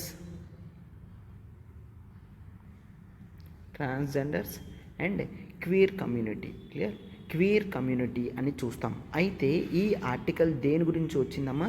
మనం లాస్ట్ వీక్ అంతా చూస్తాం. లాస్ట్ వీక్ అంతా కూడా యాక్చువల్లీ జూన్ మంత్ అంతా కూడా గ్లోబల్ లెవెల్లో జనరల్గా మనం జూన్ మంత్ అంతటిని కూడా ప్రైడ్ మంత్ అని అంటారు. ప్రైడ్ మంత్ అనమాట. ప్రైడ్ మంత్ అంటే ఏంటి? ఇక్కడ యాక్చువల్లీ ప్రతి ఇండివిజువల్ కూడా తన బర్త్ టైంలో ఒక సెక్స్ కేటగిరీలో ఉంటున్నారు. అండ్ ఆ తర్వాత చేంజ్ ఇన్ టైం తర్వాత వాళ్ళ సెక్స్ అనేది చేంజ్ చేసుకుంటున్నారు. ఓకే. సెక్షువల్ ట్రాన్స్ఫార్మేషన్స్ అనేవి చేంజ్ అవుతున్నాయి అన్నమాట. సో వాటినే మనం ఈ categories lesbians, gays, bisexuals, transgenders and queer community అని చూస్తాము. సో ఈ సెక్షువల్ ట్రాన్స్ఫార్మేషన్స్ వలన సొసైటీ వాళ్ళని ఒక స్టిగ్మాలో చూస్తుంది అని చూస్తాం. సొసైటీ వాళ్ళతో ఒక స్టిగ్మా అంటే వీళ్ళు చాలా సెపరేట్ హ్యూమన్ బీయింగ్స్ కాదు అన్న ఓరియంటేషన్లో చూస్తున్నారనమాట. సో చూసే వాళ్ళందరూ కూడా ఒక స్టిగ్మా, ఒక ఓరియంటేషన్తోనే ఎల్జీబీటీ కమ్యూనిటీని చూస్తున్నారు. సో అందుకనే వీళ్ళ గురించి మనం చూస్తున్నాం అనమాట. ఈ కమ్యూనిటీస్ అన్డౌటెడ్లీ చాలా పూర్ కండిషన్లో ఉన్నాయి. పూర్ కండిషన్లో అంటే వీళ్ళకి ఎటువంటి యాక్సెసిబిలిటీ ఇవ్వట్లేదు. అంటే పొలిటికల్ యాక్సెసిబిలిటీ కానీ, ఎకనామిక్ యాక్సెసిబిలిటీ కానీ, సోషల్ యాక్సెప్టబిలిటీ కానీ ఏది కూడా ఇవ్వడం లేదు. సో ఒక కమ్యూనిటీకి ఇవన్నీ మిస్ చేశారు అంటే ఖచ్చితంగా అవి పూర్ స్టేట్ ఆఫ్ అఫైర్లో మాత్రమే ఉంటాయి అని చూస్తామన్నమాట. అండ్ మనం జనరల్గా ఒకసారి మనం NALSA versus union of India case చూస్తాం కదమ్మా. NALSA versus union of India అంటే మన రెగ్యులర్ పాలిటీ క్లాస్లో ఈ కేసు కూడా డిస్కస్ చేస్తాం మనం. క్లియర్? సో ఆర్టికల్ 14 అప్పుడు అయితే NALSA versus union of India కేసులో సుప్రీంకోర్టు ఈవెన్ సెక్షన్ 377ని కూడా సెక్షన్ 377ని రెడ్ డౌన్ చేసింది, అంటే తీసేసింది అనమాట. రెడ్ డౌన్ అంటే తీసివేయడం. సెక్షన్ 377లో ఏంటి, ఎవరైనా కూడా నేచర్కి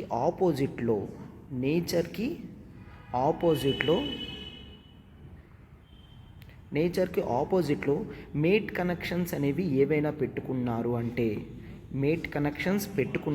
అంటే అప్పుడు అది పనిష్మెంట్ అని సెక్షన్ 377 చెప్తుంది. అంటే ఏంటి, male should only have mate with females ఎప్పుడు కూడా మేల్స్తోనే ఉండాలి. అదే మేల్ మరొక మేల్తో అండ్ అదే ఫీమేల్ మరొక ఫీమేల్తో కానీ ఇట్లాగా ఈ ఎల్జీబీటీక్యూ కమ్యూనిటీతో కానీ ఫీమేల్స్ ఎల్జీబీటీక్యూ కమ్యూనిటీతో కానీ మేటింగ్ రిలేషన్ పెట్టుకున్నారు అంటే అది తప్పు అని సెక్షన్ 377 చెప్తే supreme court NALSA versus union of ఇండియాలో ఎల్జీబీటీక్యూ కమ్యూనిటీ కూడా రైట్ టు ఈక్వాలిటీ ఉంటుంది. మేల్స్ అండ్ ఫీమేల్స్కి ఉన్న రైట్సే వీళ్ళకి కూడా ఉంటాయి. సో అండ్ ఒక మేల్ ఒక ఎల్జీబీటీక్యూ కమ్యూనిటీ కావాలంటే కలిసే ఉండొచ్చు అని సుప్రీంకోర్టు రూలింగ్ అనేది ఇవ్వడం జరిగిందనమాట.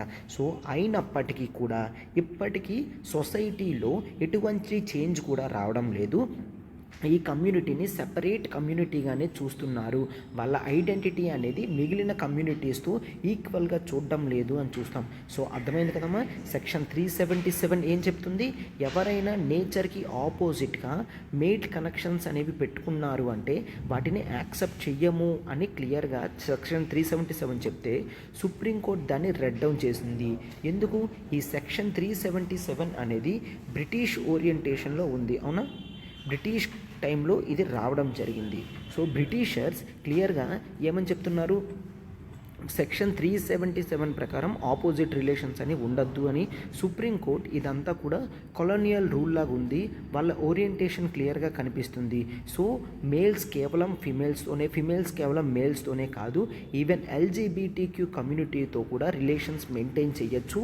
And even every gender, okay, ప్రతి జెండర్ అంటే కేవలం మేల్ అండ్ ఫీమేల్ మాత్రమే కాదు. క్లియర్? ఈవెన్ ఎజెండర్ కమ్యూనిటీ కూడా వస్తుంది. ఓకే, ఏ జెండర్ అంటే వీళ్ళందరూ కలిపి వస్తారమ్మా. LGBTQ+ ఈ కమ్యూనిటీస్ అన్నీ కూడా కలిపి వస్తాయి అని మనం చూస్తాం.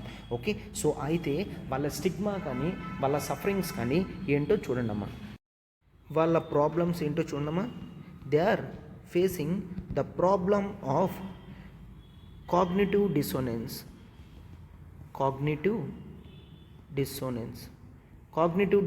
అన్న వర్డ్ మనకి ఎథిక్స్లో కూడా వస్తుందమ్మా. కాగ్నిటివ్ డిసోనెన్స్ అంటే యాక్చువల్లీ వాల్యూస్కి ఈక్వల్గా లేకపోతే ఆపోజిట్ వాల్యూస్ అవుతున్నాయన్నమాట. అంటే ఎల్జీబీటీక్యూ కమ్యూనిటీ వాళ్ళు బర్త్ తీసుకున్నప్పుడు ఒక జెండర్ ఉంటుంది, తర్వాత వాళ్ళు అడల్ట్ స్టేజ్కి వచ్చేసరికి వాళ్ళు చేంజ్ అవుతున్నారనమాట. అంటే అందుకే కదా ట్రాన్స్జెండర్స్ అని అంటాము. ట్రాన్స్ అంటే మూమెంట్ అని, they are moving from their own gender అని చూస్తాం. సో వాళ్ళకి వాల్యూ క్లాషెస్ అనేవి అవుతున్నాయి. అయితే దాన్ని కాగ్నిటివ్ డిసోనెన్స్ అని అంటాము. ఓకే, వాల్యూ క్లాషెస్ అనేవి అవుతున్నాయి అన్నమాట. అండ్ నెక్స్ట్ జనరల్గా స్టిగ్మా అనేది అటాచ్ అయి ఉంటుంది. సొసైటీ అంతా కూడా వీళ్ళని వేరేగా చూస్తున్నారు, దాన్నే స్టిగ్మా అని అంటాము. ఓకే, అండ్ వీళ్ళు వివక్షతకి గురవుతున్నారు, అంటే డిస్క్రిమినేషన్కి గురవుతున్నారు. అవునా, వాళ్ళని మేల్స్ అండ్ ఫిమేల్స్తో ఈక్వల్గా చేయడం లేదు.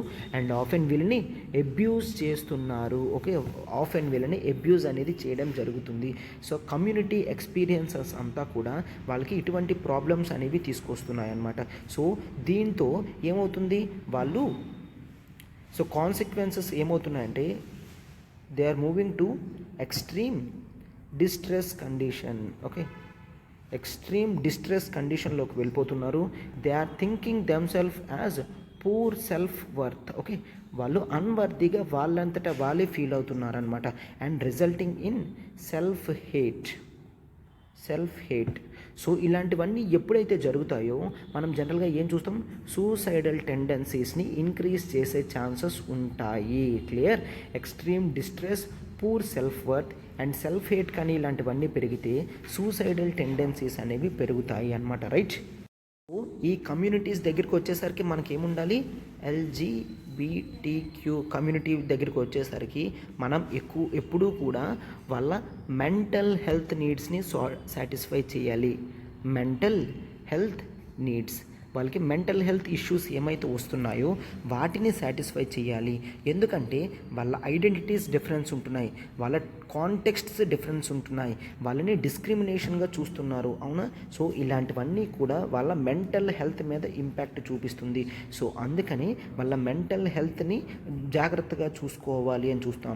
సొసైటీ ఎప్పుడూ కూడా ఈ కమ్యూనిటీని మార్జినలైజ్ చేస్తుంది. మార్జినలైజ్ అంటే వీళ్ళని సైడ్ చేస్తుంది, వీళ్ళకి ఇవ్వాల్సిన ఇంపార్టెన్స్ అనేది ఇవ్వడం లేదు. దాన్నే మనం మార్జినలైజేషన్ అని అంటామన్నమాట. క్లియర్, మార్జినలైజేషన్ చేస్తుంది. అండ్ సొసైటీ అనేది హోమోజీనస్గా కేవలం మేల్స్కి ఫిమేల్స్కి మాత్రమే ఇంపార్టెన్స్ ఇస్తూ ఒక థర్డ్ కమ్యూనిటీ ఉన్నది అని కూడా కనీసం పట్టించుకోవడం లేదు అని చెప్తున్నారనమాట. క్లియర్, అండ్ అయితే ఇక్కడ చూడండి, ఈవెన్ వితిన్ ఎల్జీబీటీక్యూ ప్లస్ కమ్యూనిటీలో కూడా మనకి డిఫరెన్సెస్ అనేవి ఎట్లా వస్తున్నాయి, on the lines of cost, on the lines of class, on the lines of religion అని కూడా చూస్తాము. ఓకే, అంటే కాస్ట్ డిఫరెన్సెస్ అనేవి కూడా ఈవెన్ థర్డ్ జెండర్లో చూస్తున్నాం. క్లాస్ డిఫరెన్సెస్ అంటే రిచ్ పూర్, ఈ డిఫరెన్సెస్ చూస్తున్నాము. అండ్ ఈవెన్ రిలీజియస్ ఎఫిలియేషన్స్ కూడా చూస్తున్నాము. ఓకే, సో ఎల్జీబీటీక్యూ కమ్యూనిటీలో కూడా ఇన్ని డిఫరెన్సెస్ అనేవి చూస్తున్నామన్నమాట. సో జెండర్ ఐడెంటిటీ ప్రాబ్లంతో ఉన్న వీళ్ళకి ఈవెన్ వాళ్ళ ఫ్రెండ్స్ అండ్ ఫ్యామిలీస్ కూడా సపోర్ట్ చేయడం లేదు. అండ్ ఇంకా కాస్ట్ డిఫరెన్సెస్, క్లాస్ డిఫరెన్సెస్ లాంటివి కూడా ఎక్స్ట్రా యాడ్ ఆన్ అయ్యాయి అని మనం చూస్తామన్నమాట. ఓకే, సో అయితే ఇక్కడ జనరల్గా చూడండి, ఈ కాన్ఫ్లిక్ట్స్ అనేవి వాళ్ళ బర్త్ టైంకి, వాళ్ళ ఎగ్జిస్టింగ్ టైమ్స్కి ఉన్న సెక్షువల్ ఓరియంటేషన్ చేంజెస్ వలన క్లాషెస్ అనేవి వస్తున్నాయి అన్నమాట. క్లియర్, సో అయితే అందుకనే మనం వీళ్ళల్లో జెండర్ యాంగ్జైటీ కండిషన్స్ కానీ డిప్రెషన్ కండిషన్స్ కానీ ఎక్కువ చూస్తాము. యాంగ్జైటీ కండిషన్స్ చూసుకుంటే ఎల్జీబీటీక్యూ కమ్యూనిటీ యూత్లో మీరు చూసుకున్నారు అంటే నార్మల్ పీపుల్ కన్నా 1.75 టైమ్స్ మోర్ యాంగ్జైటీ అనేది వీళ్ళకి ఉంటుంది అన్నమాట. అండ్ ఈవెన్ మోర్ వాళ్ళు వల్నరబుల్. వాళ్ళ డిప్రెషన్ కండిషన్స్ చూసుకుంటే నార్మల్ పీపుల్ కన్నా 2.4 టైమ్స్ మోర్ డిప్రెషన్ కండిషన్లోకి ఉంటారు అని చూస్తున్నాం అన్నమాట. ఓకే, సో వీళ్ళు సొసైటల్ అబ్యూస్కి యాక్సెప్ట్ చేస్తే ఓకే, సొసైటల్ అబ్యూస్కి వీళ్ళు యాక్సెప్ట్ చేయలేదు అంటే వీళ్ళని ఈవెన్ ఫిజికల్ అసాల్ట్ కూడా చేయడం జరుగుతుంది అని మనం చూస్తాం. సో అయితే ఇక్కడ ఏంటి, వీళ్ళకి కావాల్సిన హెల్త్ సర్వీసెస్ కూడా వీళ్ళకి దొరకడం లేదు. వీళ్ళ హెల్త్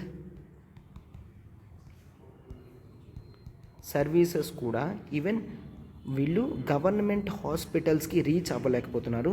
సో వాళ్ళు అమౌంట్ పే చేస్తూ private hospitals are more best అనుకుంటున్నారనమాట. ప్రైవేట్ సెక్టర్, ఓకే, గవర్నమెంట్ హాస్పిటల్లో ఫ్రీగా సర్వీస్ చేయాలి, దాని బదులు పేమెంట్ ఇస్తే ప్రైవేట్ సెక్టార్లో అందరినీ సమానంగా చూస్తారన్న నమ్మకంతో చేయడం జరిగిందనమాట.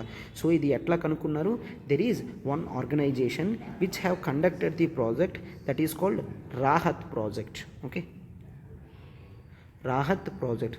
సో చాలామంది ట్రాన్స్జెండర్స్ వాళ్ళు అండ్ గే వాళ్ళు కూడా ప్రైవేట్ సెక్టార్కి వెళ్ళడం మంచిది, గవర్నమెంట్ సెక్టార్లో సెక్షువల్ హెరాస్మెంట్ అనేది జరుగుతుంది అని ఈ ప్రాజెక్ట్లో అవుట్కమ్ వచ్చింది అన్నమాట. క్లియర్. సో ఈ విధంగా చెప్పడం జరిగింది. అండ్ కోవిడ్-19 సిచ్యువేషన్స్ అనేవి ఎల్జీబీటీకి కమ్యూనిటీ యొక్క సిచ్యువేషన్స్ అనేవి మరింత క్రైసిస్లోకి తీసుకొని వెళ్ళడం జరిగింది అన్నమాట. సో లాంగ్ టర్మ్ సొల్యూషన్స్ అనేవి కావాలి అనుకుంటే వాళ్ళ హెల్త్ నీడ్స్ని ఫస్ట్, వాళ్ళ మెంటల్ హెల్త్ నీడ్స్ని సాటిస్ఫై చేయాలి. సొల్యూషన్స్లో అందరి స్టేక్ హోల్డర్స్ని ఇంక్లూడ్ చేయాలి అన్నమాట. అంటే ఇంక్లూడ్ చేసిన తర్వాత వాళ్ళ ఎడ్యుకేషనల్ నీడ్స్ని సాటిస్ఫై చేయాలి, వాళ్ళ మెంటల్ హెల్త్ నీడ్స్ని సాటిస్ఫై చేయాలి, వాళ్ళ జనరల్ హెల్త్ కేర్ని సాటిస్ఫై చేయాలి. అండ్ ఆ తర్వాత వాళ్ళ చుట్టూ ఉన్న ఫ్యామిలీస్ని కూడా తీసుకొని ఒక పర్టిక్యులర్ పాలసీ కింద తయారు చేయాలి అని చెప్తున్నారనమాట. సో ఇదంతా అంత ఈజీ కాదు. గవర్నమెంట్ ప్రయారిటైజ్ చేసి ఈ ఏజెన్సీస్కి ఫండింగ్ అనేది పెంచాలి. Even educational sector, mental health needs, normal health needs, వాటన్నిటిలో ఫండింగ్ అనేది పెంచి స్పెషల్ ప్రయారిటీ బేసిస్ కింద ఈ థర్డ్ జెండర్ కమ్యూనిటీని చూడాలి అని చెప్తున్నారనమాట. అండ్ వీళ్ళ స్కిల్స్ అనేవి పెంచడానికి స్కిల్ బిల్డింగ్ ప్రోగ్రామ్స్ కూడా వస్తే ఆఫెన్ వాళ్ళు ఎడ్యుకేషన్లో కానీ తర్వాత ఎంప్లాయ్మెంట్ ఆపర్చునిటీస్లో కానీ ఎక్కువ కేర్ తీసుకోగలరు అని మనం చూస్తామన్నమాట. సో అందుకనే ఇట్లాగా వీళ్ళని వేరేగా చూస్తే that we often see as injustice to the సొసైటీలో ఇన్జస్టిస్ అనేది జరుగుతుంది అని చూస్తాం. అండ్ ఈ ఇన్జస్టిస్ అనేది ఇమీడియట్ బేసిస్గా క్లోజ్ అవ్వాలి అని మనం ఎక్స్పెక్ట్ చేస్తామన్నమాట. రైట్. సో ఇదే అమ్మ ఆర్టికల్ అంతా కూడా మనకి ఎగ్జామినేషన్ ఓరియంటేషన్లో ఇంపార్టెంట్ పాయింట్స్ కానీ అన్నీ కూడా క్లియర్గా చెప్పడం జరిగింది. రైట్. సో అందుకనే మొత్తం టోటల్గా కవర్ చేసాం. ఈ మాత్రం మీరు ఇంపార్టెంట్ పాయింట్స్ నోట్ చేసుకుంటే సరిపోతుంది అనమాట.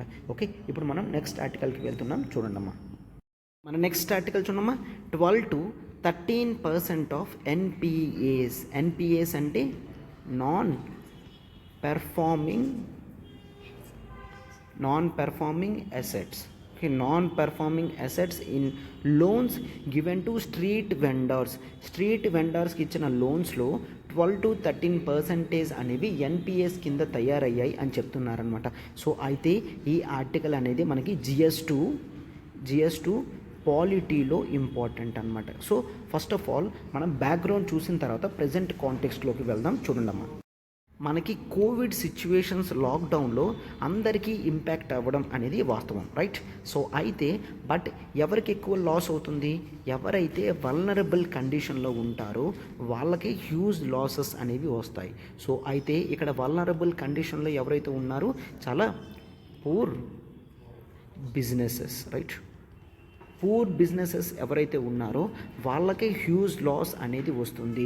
ఎందుకంటే మళ్ళీ కొత్తగా బిజినెస్ స్టార్ట్ చేయాలంటే వాళ్ళకి క్యాపిటల్ రిక్వైర్మెంట్ అనేది ఉంటుంది. ఆ క్యాపిటల్ రిక్వైర్మెంట్ తక్కువ అయినప్పటికీ కూడా వాళ్ళు సమకూర్చుకోవడం అనేది చాలా కష్టం అన్నమాట.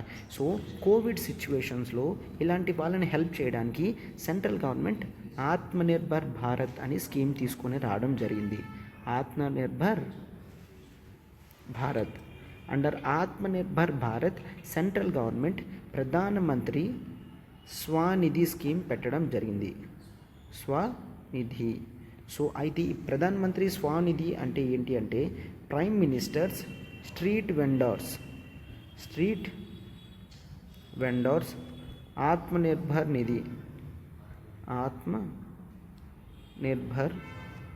నిధి. క్లియర్. సో ఈ స్కీమ్ ప్రకారం అఫోర్డబుల్ లోన్స్ అనేవి స్ట్రీట్ వెండర్స్కి ఇవ్వడం జరుగుతుంది. Affordable loans street vendors. So roads మీద షాప్స్ పెట్టుకుంటారు కదమ్మా, వాళ్ళకి ఇవ్వడం జరుగుతుందన్నమాట. So in the part of Atmanirbhar scheme. అయితే ఎంత లోన్ వరకు ఇస్తారమ్మా? అఫోర్డబుల్ లోన్ అన్నారు కదా, ఆ affordable loan amount leading to 10,000 rupees. Okay, 10,000 వరకు ఇస్తారు without any collateral. So the beauty of the scheme ఏంటి అంటే కొలాటరల్ ఫ్రీ అని చూస్తాము. క్లియర్. కొలాటరల్ ఫ్రీ అంటే వీళ్ళు ఎటువంటిది కూడా షూరిటీ పెట్టకుండా ఈ 10,000 రూపీస్ అమౌంట్ అనేది గవర్నమెంట్ అంటే బ్యాంక్స్ నుంచి తీసుకోగలవి అని మనం చూస్తామన్నమాట. రైట్. ఈ 10,000 రూపీస్కి ఎవరెవరు ఎలిజిబుల్ అంటే street vendors and hawkers. Okay, hawkers And next, general people involved in small scale textile businesses, small scale apparel businesses, and small artisan product sellers, okay, and barber shops and laundry services వీళ్ళందరూ కూడా ఈ up to 10,000 rupees దాకా తీసుకోగలరు. So ఆ loan facility అనేది ఎటువంటి surety లేకుండా 10,000 rupees దాకా తీసుకోగలరు, right. So rupees 10,000 తీసుకోగలరు. And వీళ్ళు జనరల్గా చూస్తే ఎర్లీగా పే చేస్తే ఎటువంటి పేమెంట్ కూడా మనం ఎటువంటి పెనాల్టీ వేయము, అయితే తీసుకున్న 1 ఇయర్లో రీపే చేయాలి అని చెప్పడం జరిగింది, రైట్. సో ఈ స్కీమ్ అనేది 2022 వరకు వ్యాలిడిటీ ఉంచడం జరిగింది. అయితే దీని మీద బ్యాంక్ వాళ్ళు ఎంత ఇంట్రెస్ట్ వేసినప్పటికీ కూడా సెంట్రల్ గవర్నమెంట్ 7% సబ్సిడీ అనేది ఇస్తుంది అన్నమాట, క్లియర్. 7% subsidy, clear. అయితే బ్యాంక్ 9% ఛార్జ్ చేసింది అంటే 7% సెంట్రల్ గవర్నమెంట్ పడుతుంది, 2% మాత్రమే ఆ స్ట్రీట్ వెండర్స్ పే చేస్తే సరిపోతుంది, క్లియర్. 2% ఆ స్ట్రీట్ వెండర్స్ పే చేస్తే సరిపోతుంది, 7% మాత్రం సబ్సిడీ కింద సెంట్రల్ గవర్నమెంట్ పే చేస్తుంది అనమాట. సో ఈ విధంగా వాళ్ళని ఎంకరేజ్ చేయడానికి ఈ స్కీమ్ అనేది తీసుకొని రావడం జరిగింది అనమాట. సో అయితే ఇప్పుడు మొత్తం డేటా అంతా చూస్తే ఈ స్కీమ్ ఎవరమ్మా తీసుకొని వచ్చారు? Ministry of housing and urban affairs, okay, ministry of housing and urban affairs వాళ్ళు తీసుకొచ్చారు. ఇప్పుడు రిపోర్ట్ రిలీజ్గా చేస్తున్నప్పుడు వాళ్ళు చెప్తున్నారనమాట, జూలై 2020 తర్వాత మోర్ దాన్ 30 lakh మెంబర్స్కి, మోర్ దాన్ 30 lakh స్ట్రీట్ వెండర్స్కి రూపీస్ 10,000 ఈచ్ ఇవ్వడం జరిగింది, రూపీస్ 10,000 ఈచ్ ఇవ్వడం జరిగింది. అండ్ ఆ తర్వాత ఇందులో చూస్తే 30 lakhsలో 11.63 lakh మెంబర్స్ మాత్రమే రీపే చేశారు, క్లియర్. 11.63 lakh మాత్రమే రీపే చేయడం జరిగింది, మిగిలిన వాళ్ళు ఇంకా రీపే చేయలేదు. అండ్ జనరల్గా 56 లోన్స్ అనేవి 56 నెంబర్ ఉట్టి 50,000 ఇవ్వడం జరిగితే వీళ్ళలో ఒక్కరు కూడా ఇంకా రీపే చేయలేదు. అంటే ఇవన్నీ కూడా టోటల్గా ఒక 11 to 13% దాకా నాన్ పెర్ఫార్మింగ్ అసెట్స్ అయ్యే ఛాన్సెస్ ఉన్నాయి. అండ్ మినిస్ట్రీ వాళ్ళు ఏం చెప్తున్నారు, ఈ నెంబర్ అనేది చాలా చిన్నదే, మేము మేనేజబుల్ చేయగలము అండ్ మాకు పూర్తి నమ్మకం ఉంది వాళ్ళు కూడా మిగిలిన వాళ్ళు త్వరలో రీపేమెంట్ చేస్తారు అని. సో చూసారు కదమ్మా, ఆ పిఎం స్వానిధి స్కీమ్ అనేది ఇంపార్టెంట్. అండ్ అందులో ఎంతవరకు మనకి నాన్ పెర్ఫార్మింగ్ అసెట్ అంటే ఒక అసెట్ నుంచి రిటర్న్స్ రావట్లేదు అంటే నాన్ పెర్ఫార్మింగ్ అసెట్స్ అని అంటాము అనమాట, రైట్. సో వాటి గురించి కూడా క్లియర్గా మనం చూసాం, రైట్. ఇప్పుడు మనం నెక్స్ట్ ఆర్టికల్లోకి వెళ్తున్నాం, చూడండమ్మా. మన నెక్స్ట్ ఆర్టికల్ చూడమ్మా, centre to promote dragon fruit cultivation, okay. Dragon fruit కల్టివేషన్ని పెంచాలనుకుంటుంది. ప్రస్తుతానికి 3,000 హెక్టేర్స్ నుంచి 50,000 హెక్టేర్స్ వైపు చేయాలనుకుంటుంది అనమాట నెక్స్ట్ 5 yearsలో. సో అయితే ఈ ఆర్టికల్ మనకి GS3 అగ్రికల్చర్లో ఇంపార్టెంట్ అనమాట. సార్ GS3 అగ్రికల్చర్ ఎక్కడ ఉంది? GS3 agriculture part in economy, clear. ఎకానమీలో అగ్రికల్చర్ పార్ట్ ఉంటుంది, ఆ అగ్రికల్చర్ పార్ట్కి ఇది ఇంపార్టెంట్ ఆర్టికల్ అనమాట. సో అయితే క్లియర్గా చూడండమ్మా. ఫస్ట్ ఆఫ్ ఆల్ ఈ డ్రాగన్ ఫ్రూట్స్ ఇంపార్టెన్స్ దేనికి వచ్చింది? ఈ డ్రాగన్ ఫ్రూట్స్ కానీ ఈ ఫ్రూట్ కల్టివేషన్స్ని వీటన్నిటినీ కూడా మనం హార్టికల్చర్స్ అని అంటాము, రైట్. హార్టికల్చర్ అంటే ఫ్రూట్స్ కానీ ఫ్లవరింగ్ ప్లాంట్స్ కానీ వీటిని హార్టికల్చర్స్ అని అంటాము. అయితే హార్టికల్చర్కి ఎందుకు వచ్చాం? రెగ్యులర్గా జనరల్గా ఫార్మర్స్ అందరూ కూడా కేవలం ప్యాడీ అండ్ వీట్కి మాత్రమే ఇంపార్టెన్స్ ఇస్తున్నారు. సో ప్యాడీ వీట్ నుంచి లాసెస్ అనేవి వస్తున్నాయి అండ్ చాలా సాయిల్స్ అనేవి ప్యాడీ వీట్కి సూట్ అవ్వకపోతే they have to think over other alternatives కదా. అదేవిధంగా డ్రాగన్ ఫ్రూట్స్ని ఎంకరేజ్ చేయడం జరిగింది. సో ఎందుకు సార్ డ్రాగన్ ఫ్రూట్స్ అంటే డ్రాగన్ ఫ్రూట్స్లో విటమిన్స్ కానీ అవన్నీ చాలా ఉన్నాయి. These are good for diabetic patients, okay. Diabetes పేషెంట్స్కి వీళ్ళందరికీ మంచిది అని చూస్తాం. అండ్ ఆ తర్వాత ఇట్ ఈస్ గుడ్ ఇన్ జనరల్గా చూస్తే it is very low in క్యాలరీస్లో ఇది చాలా తక్కువ రావడం జరిగింది అని చూస్తాం. అండ్ ఆ తర్వాత high in nutrients like iron nutrients ఎక్కువ ఉన్నాయి, కాల్షియమ్స్ దీంట్లో ఎక్కువ ఉంటాయి, పొటాషియం దీంట్లో ఎక్కువ ఉంటుంది, అండ్ ఈవెన్ జింక్. వీటన్నిటినీ కూడా ఈ ఫ్రూట్స్లో ఎక్కువ చూస్తాము. సో ఇంత వాల్యూ ఉన్న ఫ్రూట్ అనేది కేవలం డొమెస్టిక్ డిమాండ్ మాత్రమే కాదు, డొమెస్టిక్ డిమాండ్ మాత్రమే కాదు, ఈవెన్ ఎక్స్పోర్ట్ డిమాండ్ కూడా దీనికి ఉన్నది, ఎక్స్పోర్ట్ డిమాండ్. సో అందుకే వీటిని ఇంక్రీజ్ చేయాలి, క్రాప్ డైవర్సిఫికేషన్ చేయాలి. క్రాప్ డైవర్సిఫికేషన్ భాగంగా మనం వీటిని ఎంకరేజ్ చేస్తున్నాం. కేవలం ఫుడ్ క్రాప్స్ మాత్రమే కాదు, ఈవెన్ హార్టికల్చర్ క్రాప్స్ నుంచి కూడా ఫార్మర్స్కి హ్యూజ్ ప్రాఫిట్స్ అనేవి వస్తాయి. హార్టికల్చర్లో లాసెస్ వస్తే చాలా తక్కువ లాసెస్ వస్తాయి, ప్రాఫిట్స్ మాత్రం చాలా ఎక్కువ ప్రాఫిట్స్ అనేవి వస్తాయి అన్నమాట. సో అందుకని జనరల్గా దీన్ని డ్రాగన్ ఫ్రూట్ని సూపర్ ఫ్రూట్ కూడా అని అంటారు. అయితే గుజరాత్ గవర్నమెంట్, హర్యానా గవర్నమెంట్ వాళ్ళు రీసెంట్గా ఎవరైతే ఫార్మర్స్ ఈ డ్రాగన్ ఫ్రూట్ని ఎంకరేజ్ చేసి ఆ క్రాప్స్ అనేవి వేస్తున్నారో వాళ్ళకి ఎక్స్ట్రా ఇన్సెంటివ్స్, బెనిఫిట్స్ అనేవి ఇస్తున్నారనమాట. సో అదేవిధంగా సెంట్రల్ గవర్నమెంట్ కూడా ఇది హార్టికల్చర్ ఒక cost effective and global demand fruit కాబట్టి దీనికి మేము ఇన్సెంటివ్స్ ఇస్తాము. So we are wishing to move. ఇప్పుడు 3000 హెక్టేర్స్ ఉంది, 3000 హెక్టేర్స్ ఉంది. దీన్ని నెక్స్ట్ 5 ఇయర్స్లో 50,000 హెక్టేర్స్కి పెంచగలిగాము అంటే domestic demand and global demand అనేది మనం హ్యాపీగా మీట్ అవ్వగలము అని చూస్తున్నారనమాట. సార్ 3000 నుంచి 50,000 హెక్టేర్స్కి వెళ్ళిపోతే ప్రైస్ ఆఫ్ ది ప్రొడక్ట్ అనేది పడిపోతుంది కదా. సో అప్పుడు ఫార్మర్కి వచ్చేది ఏముంటుంది అంటే no, price of the product అనేది పడకుండా మనం ఎక్స్పోర్ట్ మార్కెట్ని కూడా టచ్ చేయగలిగాము అంటే ఖచ్చితంగా ప్రైసెస్ అనేవి ఈజీగా మెయింటైన్ అవుతాయి, ఫార్మర్స్కి కూడా రావడం, ఎక్కువ ప్రాఫిట్స్ రావడం జరుగుతుందన్నమాట. గవర్నమెంట్ కూడా గోల్ ఏం పెట్టుకుంది, 1 kg of dragon fruit as of now మార్కెట్లో ఇప్పుడు అరౌండ్ 400 రూపీస్ ఉంది. ఈ ప్రైస్ అనేది కేజీ 100 రూపీస్కి తీసుకొని రావడమే గవర్నమెంట్ గోల్. సార్ 100 రూపీస్ అంటే ఫార్మర్కి 300 తగ్గుతుంది కదా, ఇక్కడ ఫార్మర్కి 300 తగ్గదమ్మా. ఎందుకంటే ఓవరాల్ ప్రొడక్టివిటీ అని పెంచి నెంబర్ ఆఫ్ ఎకర్స్ అనేది పెంచగలిగాము అంటే జనరల్గా ఫార్మర్స్ అందరికీ కూడా వచ్చే ప్రాఫిట్స్ అనేది బాగానే ఉంటుంది. 1 ఎకర్లో వాళ్ళకి 10,000 మిగులుతుంది అనుకోండి, 10,000 బికాజ్ ఆఫ్ 400 రూపీస్ అనుకుంటే అది ఈ 1 ఎకర్ కాస్త ఇప్పుడు ఎన్ని ఎకర్స్ అవుతుంది, 10 ఎకర్స్ అవుతుంది. సో 10 ఎకర్స్ అయినప్పుడు 400 రూపీస్ది 100 రూపీస్ వచ్చినా కూడా ఈ 10,000 ఓవరాల్ అమౌంట్ అనేది 30,000కి వెళ్ళడం జరుగుతుంది, అవునా. సో ఈ విధంగా ఫార్మర్స్కి ఎటువంటి లాస్ కూడా రాకుండా తగిన చర్యలు అనేవి తీసుకోవడం జరుగుతుంది అని గవర్నమెంట్ ముందే చెప్పడం జరిగిందనమాట. క్లియర్. అయితే ఈ ఫ్రూట్ బెనిఫిట్ ఏంటి అంటే దీనికి సాయిల్స్ అవన్నీ కూడా అంత కాన్సన్ట్రేటింగ్గా మనం చూడవసరం లేదు. ఈవెన్ డీగ్రేడెడ్ ల్యాండ్లో కూడా, క్లియర్, డీగ్రేడెడ్ ల్యాండ్లో అండ్ రెయిన్ ఫెడ్ ల్యాండ్లో కూడా ఇది ఈజీగా కల్టివేట్ అవుతుంది.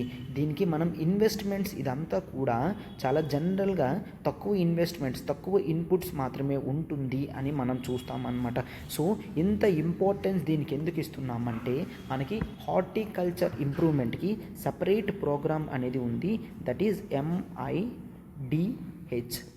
MIDH. ఏంటిది? This is mission for integrated development of horticulture. Okay, so mission for development of integrated horticulture అనేది స్కీమ్ మనకి ఉన్నది. ఈ స్కీమ్ ప్రకారం వీటికి ఇంపార్టెన్స్ ఇస్తున్నాము. అండ్ ఈవెన్ నార్త్ ఈస్ట్లో కూడా హార్టికల్చర్ పెంచడానికి ఎక్కువ ఇంపార్టెన్స్ అనేది ఇస్తున్నామన్నమాట. సో దీనికి ఎన్విరాన్మెంటల్ బెనిఫిట్స్ ఉన్నాయి, రైట్. సో వాటర్ అవసరం లేదు ఎక్కువ, డీగ్రేడెడ్ ల్యాండ్లోని ఉంటుంది, రెయిన్ ఫెడ్ ల్యాండ్లో ఉంటుంది, ఎక్స్పోర్ట్ మార్కెట్ ఉన్నది, క్రాప్ డైవర్సిఫికేషన్కి యూజ్ అవుతుంది, ఈ ఫ్రూట్స్ తింటే న్యూట్రిషన్ కూడా పెంచుతుంది. సో ఇవన్నీ కూడా ఓవరాల్ బెనిఫిట్స్ అనేవి ఈ ఫ్రూట్ నుంచి ఎక్కువలో ఉన్నది కాబట్టి దీని వైపు ఇప్పుడు మనం ఎక్కువ ఇంపార్టెన్స్ అనేది ఇవ్వడం జరుగుతుంది అనమాట. సో అందుకనే ఆర్టికల్ తీసుకోవడం జరిగిందమ్మా, పిక్ చేసి ఇదంతా కూడా ఇంపార్టెంట్ మీకు చెప్పడం జరిగింది, రైట్. సో ఆర్టికల్ ఇంతవరకు అమ్మ. ఈ ఇంపార్టెంట్ పాయింట్స్ అన్ని కూడా జాగ్రత్తగా గుర్తుంచుకోండి. ఈ స్కీమ్ అనేది చాలా ఇంపార్టెంట్ అనమాట. Mission for integrated development of horticulture. Clear? Yes. ఇప్పుడు మనం నెక్స్ట్ ఆర్టికల్కి వెళ్తున్నాం, చూడండమ్మా. నెక్స్ట్ ఆర్టికల్ చూడమ్మా. Monsoon getting hotter than summer study అనేది చెప్తుంది అనమాట. ఎవరు స్టడీ చేస్తున్నారు? Centre for science and environment వాళ్ళు స్టడీ చేస్తున్నారు. Okay, so it is an environmental group అనమాట. వీళ్ళు అనాలిసిస్ చేసి స్టడీ రిపోర్ట్ బయట పెట్టడం జరిగింది.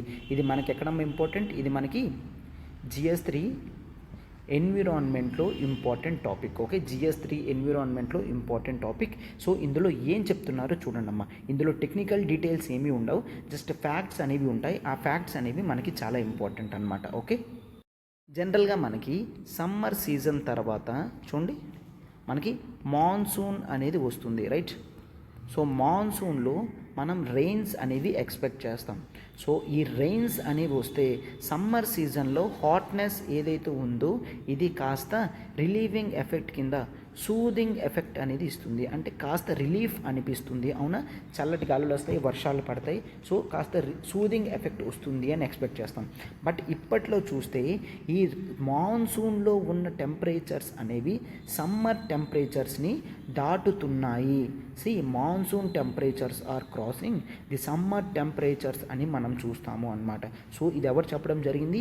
Centre for science and environment. ఇది ఒక ఎన్విరాన్మెంటల్ గ్రూప్, వీళ్ళు చెప్పడం జరిగింది అన్నమాట. ఈ మధ్యన చూసుకుంటూ ఉంటే టెంపరేచర్స్ ఇన్ మాన్సూన్ అనేవి సమ్మర్ని క్రాస్ చేస్తున్నాయి అని చెప్తున్నారు అనమాట. ఆల్ ఇండియా లెవెల్లో చూసుకుంటే యావరేజ్ టెంపరేచర్ రైజ్ అనేది 0.3 డిగ్రీ సెల్సియస్ అనేది ఉన్నది. ఎప్పటికన్నా చూసుకుంటే 1951 నుంచి 1980 చూసుకుంటే అంత ఇంక్రీజ్ అవ్వడం జరిగింది. బట్ 2012 నుంచి 2021 అంటే 9 ఇయర్స్లో 0.4 డిగ్రీ సెల్సియస్ అనేది పెరిగింది అనమాట. స్పాన్ ఆఫ్ 30 ఇయర్స్లో పెరిగిన దానికన్నా స్పాన్ ఆఫ్ 9 ఇయర్స్లో అంతకన్నా ఎక్కువ గ్రో అయ్యింది అని మనం చూస్తామన్నమాట. బట్ ఒక్కసారి ఇక్కడ మళ్ళీ ఇంకా డేటా చూడండమ్మా. మనం ఓవరాల్గా 1901 నుంచి 2020 వరకు లాస్ట్ 120 ఇయర్స్లో చూస్తే ఓవరాల్ యావరేజ్ టెంపరేచర్ అనేది 0.62 డిగ్రీ సెల్సియస్ అనేది ఇండియా మొత్తం పెరగడం జరిగింది. సో ఇది ఎవరు చెప్పడం జరిగింది? ఇండియన్ డిపార్ట్మెంట్ అయిన IMD, Indian meteorological department. Meteorological department అంటే which looks after rainfall pattern, weather pattern, ఇవన్నీ కూడా Indian meteorological department. Ministry of earth sciences. So IMDB ఏ మినిస్ట్రీకి ఉంటుందమ్మా? IMD it is in ministry of earth sciences. Clear? Ministry of earth sciences కింద ఉంటుంది కదా ఈ బాడీ వాళ్ళు రిపోర్ట్స్ అనేవి రిలీజ్ చేస్తారు. వాళ్ళు రిలీజ్ చేసిన రిపోర్ట్ ప్రకారం జనరల్గా మనం 0.62 డిగ్రీ సెల్సియస్ అనేది లాస్ట్ 120 ఇయర్స్లో పెరిగింది అని చూస్తాం. అయితే ఈ బ్రేక్ డౌన్ అనేది మనం చూసాము అంటే అది 3 monthsగా తీసుకుందాం. Monsoon, summer season, monsoon and post మాన్సూన్గా తీసుకోవాలి అంటున్నారు. ఎట్లా తీసుకుంటామా? That is monsoon, summer, post monsoon ఇలా 3 కేటగిరీస్ కింద తీసుకుంటే మనం జనరల్గా చూసాము అంటే టెంపరేచర్స్ అనేవి సమ్మర్ సీజన్లో యావరేజ్గా 0.49 డిగ్రీ సెల్సియస్ పెరిగితే యావరేజ్ టెంపరేచర్స్ అనేవి మాన్సూన్ టైంలో చూస్తే 0.79 డిగ్రీస్ పెరుగుతుంటే పోస్ట్ మాన్సూన్ అంటే ఈవెన్ వింటర్ సీజన్లో కూడా 0.58 డిగ్రీ సెల్సియస్ పెరుగుతుంది. అంటే సమ్మర్లో కన్నా పెరిగే యావరేజ్ టెంపరేచర్స్ అనేవి వింటర్లోని రైనీలోని పెరుగుతుంది అని చూస్తాం. వింటర్లో 0.58 డిగ్రీ సెల్సియస్, మాన్సూన్లో 0.79 డిగ్రీ సెల్సియస్ అనేది పెరగడం జరుగుతుంది అన్నమాట. క్లియర్? అండ్ నెక్స్ట్ మరొక ఇన్ఫర్మేషన్ చూస్తే ఇదొక ఇంపార్టెంట్ ఇన్ఫర్మేషన్ అమ్మ. క్లియర్? ఇదొక ఇంపార్టెంట్ ఇన్ఫర్మేషన్. ఓవరాల్గా చూసుకుంటే మనకి చండీగఢ్, ఢిల్లీ, హర్యానా, హిమాచల్ ప్రదేశ్, లదాఖ్, పంజాబ్, రాజస్థాన్ ఏరియాస్లో చూస్తే ఆల్మోస్ట్ 4°C వరకు యావరేజ్ టెంపరేచర్స్ అనేవి ఆ ఏరియాస్లో లాస్ట్ 1981 నుంచి 2010 వరకు మధ్యలో పెరగడం జరిగింది అని చూస్తామన్నమాట. క్లియర్. ఇది ఓవరాల్గా ఇండియా యావరేజ్ లెవెల్తో చూసుకుంటే ఈ స్టేట్స్లో డబుల్ టైమ్స్ పెరిగింది అని చూస్తాం. క్లియర్. సో టెంపరేచర్స్ అనేవి నార్మల్ కండిషన్స్లో కన్నా ఎక్కువ కండిషన్స్లో ఉంటున్నాయి అని చూస్తాం. అండ్ మనం స్టేట్స్ మధ్య నార్త్ ఇట్లా సౌత్ డిఫరెన్సెస్ చూసుకుంటే సౌత్లోనే ఎక్కువ టెంపరేచర్స్ అనేవి ఉన్నాయి. నార్త్లో మ్యాక్సిమం టెంపరేచర్స్ అనేవి యావరేజ్గా 2° నుంచి 7°C అనేవి నార్త్లో పెరుగుతుంటే సౌత్లో మాత్రం 4° నుంచి 10°C మధ్యన యావరేజ్ టెంపరేచర్స్ పెరుగుతున్నాయి అని మనం చూస్తామన్నమాట. క్లియర్గా సౌత్లో ఓషన్ ఎఫెక్ట్ ఉండడం వలన తక్కువ ఉంటుంది అని అనుకుంటాం. బట్ నార్త్తో పోల్చుకుంటే సౌత్లోనే యావరేజ్ టెంపరేచర్స్ అనేవి బాగా పెరుగుతున్నాయి అని చూస్తాం. సో ఈ హీట్నెస్ ఎప్పుడైతే పెరుగుతుందో ఆబ్వియస్లీ దీని కాన్సిక్వెన్స్ ఏంటమ్మా, that is heat waves. Heat waves అనేవి ప్రొడ్యూస్ అవుతాయి. హీట్ వేవ్స్ ఎప్పుడు ప్రొడ్యూస్ అవుతాయో మనం ఎఫెక్ట్ ఏం చూస్తాం, deaths of people. Okay. So people చాలామంది చనిపోవడం జరుగుతుంది అనమాట. మెయిన్లీ వర్కింగ్ ఏజ్ పీపుల్ ఎక్కువ మంది చనిపోతారు. From the age group of 30 to 60 people ఎవరైతే ఉంటారో వాళ్ళు బయట రోడ్డు మీద కష్టపడాలి కాబట్టి వాళ్ళలోనే డెత్స్ అనేవి మనం ఎక్కువ చూస్తాము. క్లియర్. సో వాళ్ళలోనే డెత్ కండిషన్స్ రిపోర్ట్స్ కానీ ఇవన్నీ ఎక్కువ చూస్తాము. ఈ నెక్స్ట్ క్లియర్గా చూస్తున్నారు కదమ్మా, హీట్ వేవ్స్ ఎఫెక్ట్ అనేది క్లియర్గా డెత్ని కాన్సిక్వెన్స్ చేస్తుంది. ఆ డెత్ అనేది వర్కింగ్ ఏజ్ పీపుల్కి లాస్ వస్తుంది. ఎప్పుడైతే వర్కింగ్ ఏజ్ పీపుల్ లాస్ వస్తుందో ఫ్యామిలీస్ యొక్క సోషియో ఎకనామిక్ ఇంపాక్ట్ కూడా అవుతుంది అని చూస్తాం. అవునా.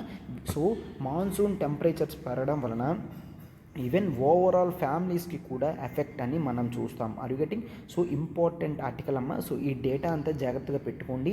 ఇంపార్టెంట్ పాయింట్స్ అన్నీ కూడా మీకు కవర్ చేయడం జరిగింది అనమాట. రైట్. ఎస్. ఇప్పుడు మనం మన నెక్స్ట్ ఆర్టికల్కి వెళ్తున్నాం. చూడండి. నెక్స్ట్ ఆర్టికల్ చూడమ్మా. Government reserves 80,000 crores for states capex అని అన్నారు. సో క్యాపెక్స్ అంటే క్యాపిటల్ ఎక్స్పెండిచర్. క్లియర్. క్యాప్ అంటే నథింగ్ బట్ క్యాపిటల్, ఎక్స్ అంటే ఎక్స్పెండిచర్ అనమాట. స్టేట్స్ క్యాపిటల్ ఎక్స్పెండిచర్ గురించి సెంట్రల్ గవర్నమెంట్ మనీ ఇస్తుంది. అయితే ఈ ఆర్టికల్ ఎక్కడ ఇంపార్టెంట్, ఈ ఆర్టికల్ మనకి GS3 ఎకానమీలో ఇంపార్టెంట్ ఆర్టికల్. క్లియర్. GS3 ఎకానమీలో ఇంపార్టెంట్ ఆర్టికల్. మీరైతే ఇక్కడ చూడాల్సింది ఏంటి అంటే 2019లో కోవిడ్ ఎఫెక్ట్ తర్వాత స్టేట్స్ యొక్క ఇన్కమ్ తగ్గిపోవడంతో సెంట్రల్ గవర్నమెంట్ స్టేట్స్కి చెప్పిందనమాట, మేము 1,00,000 crores అనేది స్టేట్స్ అంతటికి కలిపి ఇస్తాము. సో ఈ 1,00,000 crores స్టేట్స్ తీసుకొని 50 ఇయర్స్ వరకు ఇంట్రెస్ట్ ఫ్రీ లోన్స్ కింద తీసుకొని వీటిని స్టేట్స్ క్యాపిటల్ ఎక్స్పెండిచర్ గురించి ఖర్చు పెట్టచ్చు అని చెప్పడం జరిగిందనమాట. క్లియర్. సో అందులో భాగంగా ఇప్పుడు 80,000 crores అనేది రిలీజ్ చేస్తున్నాము అని సెంట్రల్ గవర్నమెంట్ క్లియర్గా చెప్పింది. అయితే క్యాపిటల్ ఎక్స్పెండిచర్ అంటే ఏంటి? క్యాపిటల్ ఎక్స్పెండిచర్ అంటే money that is spent by the government money spend చేస్తుంది దేని మీద? ఆన్ మిషనరీ పర్చేస్ గురించి. క్లియర్. మిషనరీ పర్చేస్ గురించి, ఎక్విప్మెంట్ పర్చేస్ గురించి, బిల్డింగ్ పర్చేస్ గురించి, హెల్త్ ఫెసిలిటీస్ ఇంప్రూవ్మెంట్ చేయడానికి ఈవెన్ ఎడ్యుకేషన్ ఎక్స్పెన్సెస్ కూడా ఖర్చు పెడితే దాన్ని మనం క్యాపిటల్ ఎక్స్పెండిచర్ అని అంటాము. సో క్యాపిటల్ ఎక్స్పెండిచర్ అనేది ఒక మెషిన్ కొనడానికి, ఒక బిల్డింగ్ కొనడానికి, ఒక హెల్త్ ఎక్స్పెన్సెస్కి, ఒక ఎడ్యుకేషన్ ఎక్స్పెన్సెస్కి వీటిని మనం యూజ్ చేస్తాము అనమాట. ఓకే. ఒక ఎగ్జిస్టింగ్ లైబిలిటీస్ ఏవైతే ఉన్నాయో, ఎగ్జిస్టింగ్ అసెట్స్ ఏవైతే ఉన్నాయో వాటికి రిపేర్స్ కానీ వీటన్నిటికీ ఎక్స్పెన్సెస్ అనేవి మనం జనరల్గా దీంట్లో చూస్తాము అని చెప్పడం జరిగింది. అయితే ఈ క్యాపెక్స్ యొక్క బెనిఫిట్స్ ఏంటో చూడండి అమ్మా. క్యాపిటల్ ఎక్స్పెండిచర్ ఎప్పుడూ కూడా స్టేట్స్కి చాలా వరకు అవసరం అన్నమాట. ఎప్పుడు మనం రెవెన్యూ ఎక్స్పెండిచర్ కన్నా క్యాపిటల్ ఎక్స్పెండిచర్ అనేది లాంగ్ టర్మ్ సస్టైనబుల్ అనమాట. క్యాపిటల్ ఎక్స్పెండిచర్ వల్ల మనకి మల్టీప్లయర్ ఎఫెక్ట్ అనేది వస్తుంది. క్లియర్. మల్టీప్లయర్ ఎఫెక్ట్ అంటే 1 రూపీ ఎక్స్పెండిచర్ క్యాపిటల్ మీద చేస్తే దానితో యాన్సెలరీ ఇండస్ట్రీస్ వస్తాయి. ఫర్ ఎగ్జాంపుల్ ఒక 1000 crores పెట్టి ఒక స్టీల్ ప్లాంట్ ఎస్టాబ్లిష్ చేసామంటే ఈ స్టీల్ ప్లాంట్ సప్లైకి కావాల్సిన యాన్సిలరీ ఇండస్ట్రీస్ అన్నిటితోని ప్రైవేట్ ఎక్స్పెండిచర్ ఎంత వస్తుందమ్మా, అట్లీస్ట్ ఒక 2000 to 3000 crores అయినా వస్తుంది అనమాట. అంటే అంత బెనిఫిట్ ఉంది. దాన్నే మల్టీప్లేయర్ బెనిఫిట్ అంటాం. ఒక స్టీల్ ప్లాంట్ వస్తుంది, దాంతో చాలా ఫ్యామిలీస్కి ఎంప్లాయ్మెంట్ వస్తుంది. ఆ ఎంప్లాయ్మెంట్ నుంచి వాళ్ళకి రెవెన్యూస్ అనేవి వస్తాయి, జీడిపి పెరుగుతుంది. ఆ స్టీల్ ప్లాంట్కి ప్రొడక్ట్స్ సప్లై చేయడానికి చిన్న చిన్న యూనిట్స్ అనేవి తయారవుతాయి, వాటి ఎక్స్పెన్సెస్ అనేవి పెరుగుతాయి. సో ఇన్కమ్స్ అనేవి ప్రజల్లోకి వస్తుంది. సో దాన్నే మల్టీప్లయర్ ఎఫెక్ట్ అని అంటాము. There is one institute that is called national institute of public finance and policy. Okay, national institute for public finance and policy. వీళ్ళు ఏం చెప్పడం జరిగిందంటే మల్టీప్లయర్ ఎఫెక్ట్ 0.98 రూపీస్ క్యాపెక్స్ పెడితే దాని ఎఫెక్ట్ అనేది 2.25 రూపీస్ డెలివరీ ఇస్తుంది. అంటే 1 రూపీ పెడితే 2.5 రూపీస్ దగ్గర బెనిఫిట్ అనేది వస్తుంది. దీన్నే మల్టీప్లయర్ ఎఫెక్ట్ అని అంటారు అన్నమాట. సో మల్టీప్లయర్ ఎఫెక్ట్ ఉంటుంది క్యాపిటల్ ఎక్స్పెండిచర్తో. ఆ తర్వాత లేబర్ ప్రొడక్టివిటీ కూడా పెరుగుతుంది. క్యాపెక్స్లో మనం స్కిల్ బిల్డింగ్ కూడా ఎక్స్ట్రా యాడ్ చేస్తాము. ఎవరైతే ఎంప్లాయీస్ ఉంటారో, లేబర్ ఉంటారో, వాళ్ళ స్కిల్ బిల్డింగ్ ఇంక్రీజ్ చేస్తాం కాబట్టి ఎంటైర్ లేబర్ యొక్క ప్రొడక్టివిటీ అనేది పెరుగుతుంది అన్నమాట. క్లియర్? అండ్ క్యాపెక్స్ వలన మనం రెవెన్యూ జనరేషన్ అనేది చూస్తాము అన్నమాట. క్లియర్? సో ఇప్పుడు చూడండి, స్టీల్ ప్లాంట్కి 1000 రూపీస్ ఖర్చు పెట్టినా అది ఎవ్రీ ఇయర్ మనకి ఒక 100-150 crores బిజినెస్ ఇస్తుంది. అంటే అట్లీస్ట్ ఒక 7-8 yearsలో 1000 crores రిటర్న్ వచ్చేస్తుంది. అండ్ చాలామందికి ఎంప్లాయ్మెంట్ బెనిఫిట్ వస్తుంది. ఆ 7-8 years తర్వాత కంపెనీ ఉన్నది అంటే ఇంక అక్కడి నుంచి ప్రాఫిట్స్ మనం చూస్తాం. అవునా? సో రెవెన్యూ జనరేషన్ అనేది చేస్తుంది. అండ్ ఆ తర్వాత ఇది లయబిలిటీ రిడక్షన్ అనేది చేస్తుంది. లయబిలిటీ రిడక్షన్ అంటే సో ఇన్కమ్స్ వస్తున్నాయి అంటే ఖచ్చితంగా మనం ఏం చేస్తాం, ఫస్ట్ మన లయబిలిటీస్ ఏమున్నాయో అవి సాల్వ్ చేస్తాం. అవునా? సో ఈ విధంగా ఓవరాల్గా ఎకానమిక్ గ్రోత్ అనేది చూస్తాము. టోటల్ ఓవరాల్ ఎకానమీ కూడా గ్రోత్ అవుతుంది అన్నమాట. ఇన్ని బెనిఫిట్స్ అనేవి క్యాపిటల్ ఎక్స్పెండిచర్లో ఉండడం జరిగింది. ఓకే, సో అయితే ఈ క్యాపిటల్ ఎక్స్పెండిచర్ గురించి గవర్నమెంట్ లాస్ట్ టైం తన బడ్జెట్లో ఎంత ఇచ్చింది? కేవలం 34% మాత్రమే ఇచ్చిందనమాట. మనం ఏం చూస్తాం? రెవెన్యూ ఎక్స్పెండిచర్ అనేది మిగిలింది చూస్తాము. క్లియర్? సో 66% మనం రెవెన్యూ ఎక్స్పెండిచర్ చూస్తాం, కేవలం 34% మాత్రమే క్యాపిటల్ ఎక్స్పెండిచర్ చూస్తాం. ఎప్పుడూ కూడా క్యాపిటల్ ఎక్స్పెండిచర్ ఎక్కువ చేయడానికి ట్రై చేయాలన్నమాట. సో దాంతో నెగిటివ్ ఎఫెక్ట్స్ అనేది మనం ఆల్మోస్ట్ చాలా తక్కువ కింద చూస్తాం. ఫైన్. సో ఈ విధంగా క్యాపిటల్ ఎక్స్పెండిచర్ కనుక ప్రొడక్టివ్గా యూజ్ చేసుకుంటే మనం ఈ కోవిడ్ సిచ్యువేషన్స్లో దీని నుంచి బయటికి రావడానికి హెల్ప్ అవుతుంది అన్నమాట. క్లియర్? సో చూసాం కదా, ఫర్ ఎగ్జాంపుల్ క్యాపిటల్ ఎక్స్పెన్సెస్ కింద స్టీల్ ప్లాంట్ అనేది ఒక్కటి మనం క్రియేట్ చేసిన దాని నుంచి లాంగ్ టర్మ్ బెనిఫిట్స్ వస్తుంది అని మనం చూస్తాం. రైట్? సో చూసారు కదమ్మా, ఆర్టికల్స్ అన్నీ కూడా నీట్గా డీటెయిల్డ్గా ఎక్స్ప్లెయిన్ చేయడం జరిగింది. సో ప్రతి ఆర్టికల్ వెనకాతన మా హార్డ్ వర్క్ అనేది ఉంటుందమ్మా. దాన్ని మీరు అప్రిషియేట్ చేస్తారనుకుంటున్నాం. సో లైక్ బటన్ని హిట్ చేయండి, ఫెలో ఆస్పిరెంట్స్కి షేర్ చేయండి, and do comment also. Classes ఏ విధంగా ఉన్నాయో కామెంట్ చేస్తే అది మాకు మరింత రిజర్వేషన్ అనేది ఇస్తుందన్నమాట. ఓకే.